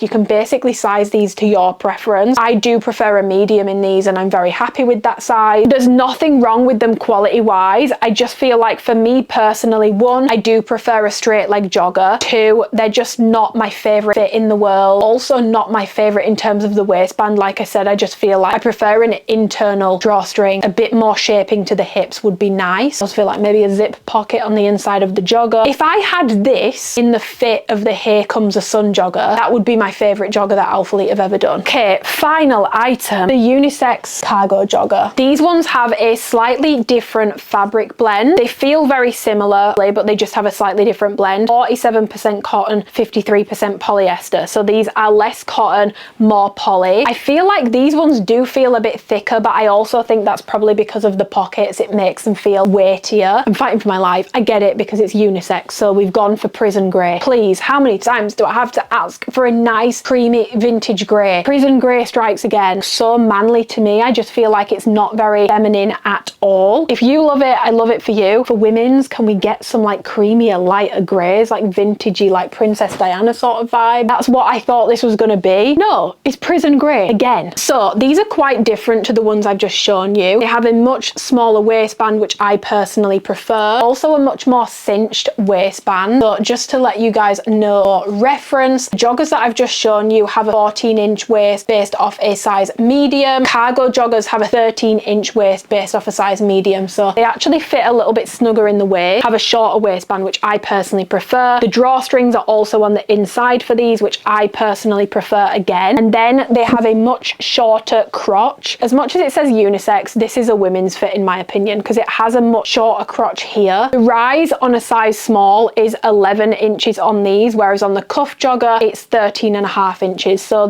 these are more of like a mid-rise jogger. The other ones are more of a high rise. 2 normal pockets either side. Again, these are actually a bit nicer because one side has the actual thicker jogger quality. The other side has a thin jersey, but the pockets just, I'm a bit of a bitch when it comes to pockets. I just think these pockets feel weightier. They feel nicer. They feel higher quality. You have 2 cargo pockets either side on the leg. The difference here is that rather than the branding being on the left leg, for the cargos, it's on the right leg and it just sits on the pocket there. Raised rubber logo. And again, it's so tiny and subtle that you honestly can't really see it. I always would prefer the word mark logo, but I just don't care about this because you really can't really see it, to be honest. Cargos have no like actual physical clip on them or Velcro. They're just flaps, and the pockets have the brushed lining on the inside of them. One this side, one the other side. Turn them around and you have two flaps on the back as well. These pockets are a little bit shorter and less deep because they sit on the glute, so you actually can't really fit much in them. Whereas with the side one, you can fit a Pro Max in that pocket if you wanted to. They're basically a wide leg jogger, and the inseam on these 31 inches. For context, the inseam on my Origin also 31 inches. So if those were a good length on you, I think these will be a good length on you as well. I have to keep in mind, I've washed my Origin ones so many times. My mum's probably put them in the dryer. They may have shrank. Maybe they used to be longer. But right now, 31 inch inseam, and they're still fine on me. And these are a 31 inch inseam, and they are plenty long on me. Especially if you are short and you need a bigger size, I think these are going to actually be a bit long on you. Equally, if you are super, super, super tall, very long inseam, these will be too short on you. It would have been nice to have had inseam options. I thought we were getting inseam options, but it appears not. For reference, I've got these in a small and a medium. The actual length doesn't get any longer. They're all 31 inches. The only difference is you get more length in the crotch, which will make them fit longer. If you're going to wear them both on the hip, for example, if the crotch is longer, it's going to give you extra length in the leg, even though the inseam is the same. Rise in terms of the crotch is 11 inch on a size small and 12 inches on a size medium. You won't get an extra inseam, but you can get extra length from going up a size if you wear the waistband in the same spot that you would in your normal size, and these are pretty perfect on me. If I was to wear them pulled up and wear the bottom of the crotch right where my vagina is, and I tried to wear them high-waisted, they would be too short. Where I wear them, which is sort of low to mid-rise, the length of these is actually really good for me, but if I was any taller, I think I would be having issues with the length, because with a chunky shoe, these are just about perfect for me. But if I was any taller, I would be having major issues with the length of these. So that's something to keep in mind. And it's also something to keep in mind if you're short, they might be too long on you. If Origin was too long on you, these will definitely be too long on you. But these don't have as long of a crotch as Origin. These are definitely more of a women's fit in my opinion. So the Origin crotch was 13.5 inches, whereas the crotch on these in a size small is 11 inches. These are definitely more of a women's fit. I would say these look best when they're worn either low or mid-rise. They look really cute as a pump cover. They do make the glutes look really, really, really good because of the pockets, and the fabric is thicker. I would just say something to be aware of is the fact that there isn't a ton of room in the hip on these. That's something I would have liked to have seen, is just a bit more room in the hip. I know that they did add some. I think it needed a bit extra, just because if you have massive glute, I think these might actually be a bit not snug around the glutes, but they might be not as oversized as you would have hoped, and for those individuals you may want to go up a size in them, but they are incredibly flattering. In terms of sizing, I got these in a small and a medium. I would say these definitely don't fit as oversized as the cuffed joggers in terms of like the hip and the waist and the crotch and stuff. Obviously everything's tighter and shorter. I like how I look in the small. I like how I look in the medium. I don't really have a strong preference. I think just for glute room, I do prefer a medium. I think both look really good on me. You can size these however you want. If you go true to size, you're going to get a nice sort of oversized fit. If you go up a size, you're going to get more of an oversized fit, but don't expect these to be like your on a oversized fit joggers. They are nowhere near as big as that. I would love to see a little bit more oversizedness when it comes to these joggers, or like I would have really loved to have had a plain wide leg jogger with more room in the hip, like shaping in the hip. That's my favorite thing in a jogger. I just feel like when a jogger has structure, very, very, very, very, very flattering. These have it a little bit, but there's just not enough room to flesh it out fully. Because of the rise of them, if you are to wear these in the gym, you will feel them like pulling down over the glutes when you're doing things like squat or leg press. There isn't like a ton of room in the glutes, either from a rise point of view, width point of view. I think the quality on them is nice. I think the fit on them is decent. I prefer the fit of these to the cuff jogger. I think these look nicer on me than the cuff jogger does. I wish we had just a plain straight leg option though, because I feel like I'm not sure it's very me. I would have liked to have had a plain straight leg option, but with this sort of heavier fabric with a bit more weight to it and a bit more structure, I would have loved to have had that in this drop, because then I feel like that and a zip hoodie, I would have been away with the fairies, absolutely elated, and a biker short. But you can't always get what you want. They are incredibly soft, like they are very, very, very plush. These are definitely Alphalite's plushest joggers in my opinion. I have ragged on Alphalite pretty consistently for how not great their joggers have been. These feel really nice. I don't know what the pricing is on them yet. I'm hoping they'll be reasonably priced. I mean, my dad wears cargo cargos and he's nearly 80. So maybe you can wear cargos at any age. I feel like cargo joggers were everywhere for a minute. Don't really see people in cargo joggers as much. I see more plain. I feel like when we're doing joggers and pants, we need 2 to 3 inseam options minimum. Okay, guys, that is everything for this video. How long have we been? Oh my God, it's 5:15.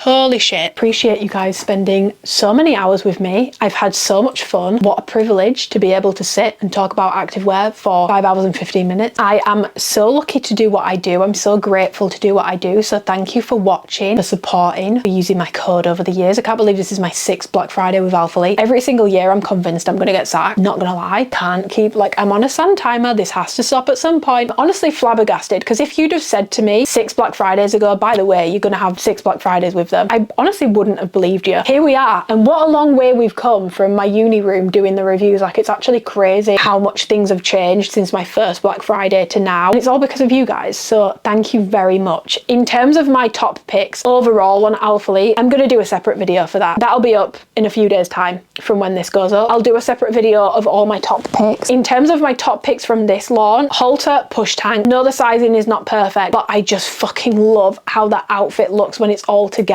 Mocha specifically. I really like coastal blue as well. The pump shorts, for me personally, I prefer the mid-rise, but you can go for whichever one you prefer. Definitely love the pump short. I would also say another top pick for me is the fleece jacket. I just think it's really nice. Like, it's so cozy. It doesn't feel like an Alphalete piece or a form tank. That is such a staple. That is something I'm going to be reaching for time and time and time and time again. So I would say those are probably my top picks. I'm really shocked that I'm not putting the wide leg pants in them, but I just feel like I can't put them in here in good faith. I don't hate them, but I also know out of the options that I have, I will wear other straight leg pants more. They are more comfortable for me, and that's like my primary focus when it comes to a straight leg pant. I'm honestly kind of gutted about them. You guys are going to be like, you said that you love those pants and you never wear them, and some people might love them, and more power to them. Felt like the Aura jacket got so much hype when it first dropped, and I feel like I've barely seen anyone wear it since. For how much hype it got, I feel like I never see anyone wearing it. I just want to be very cautious with not hyping something up just because we have the option. It's nice that we have the option, but if the option is not wholly well executed, it's not going in a top pick for me. If you do choose to shop with my code, don't forget to enter my giveaway, and don't forget to message me on Instagram so that I can personally thank you. If you guys need anything, inseam help, wide leg pant help, working out which rise is going to be better for you, you want crotch measurements, whatever it is that you want, the joggers, like anything that you guys need help with, sizing, color comparisons, does this go with that, let me know. I will ping you over a message and answer anything that you guys want to know. You can comment it below, or you can message me on Instagram. I promise I do get back to everyone. I know I'm kind of insane. I know these videos are long, and they're definitely not everyone's cup of tea. I'm well aware of that, but they are some people's cup of tea, and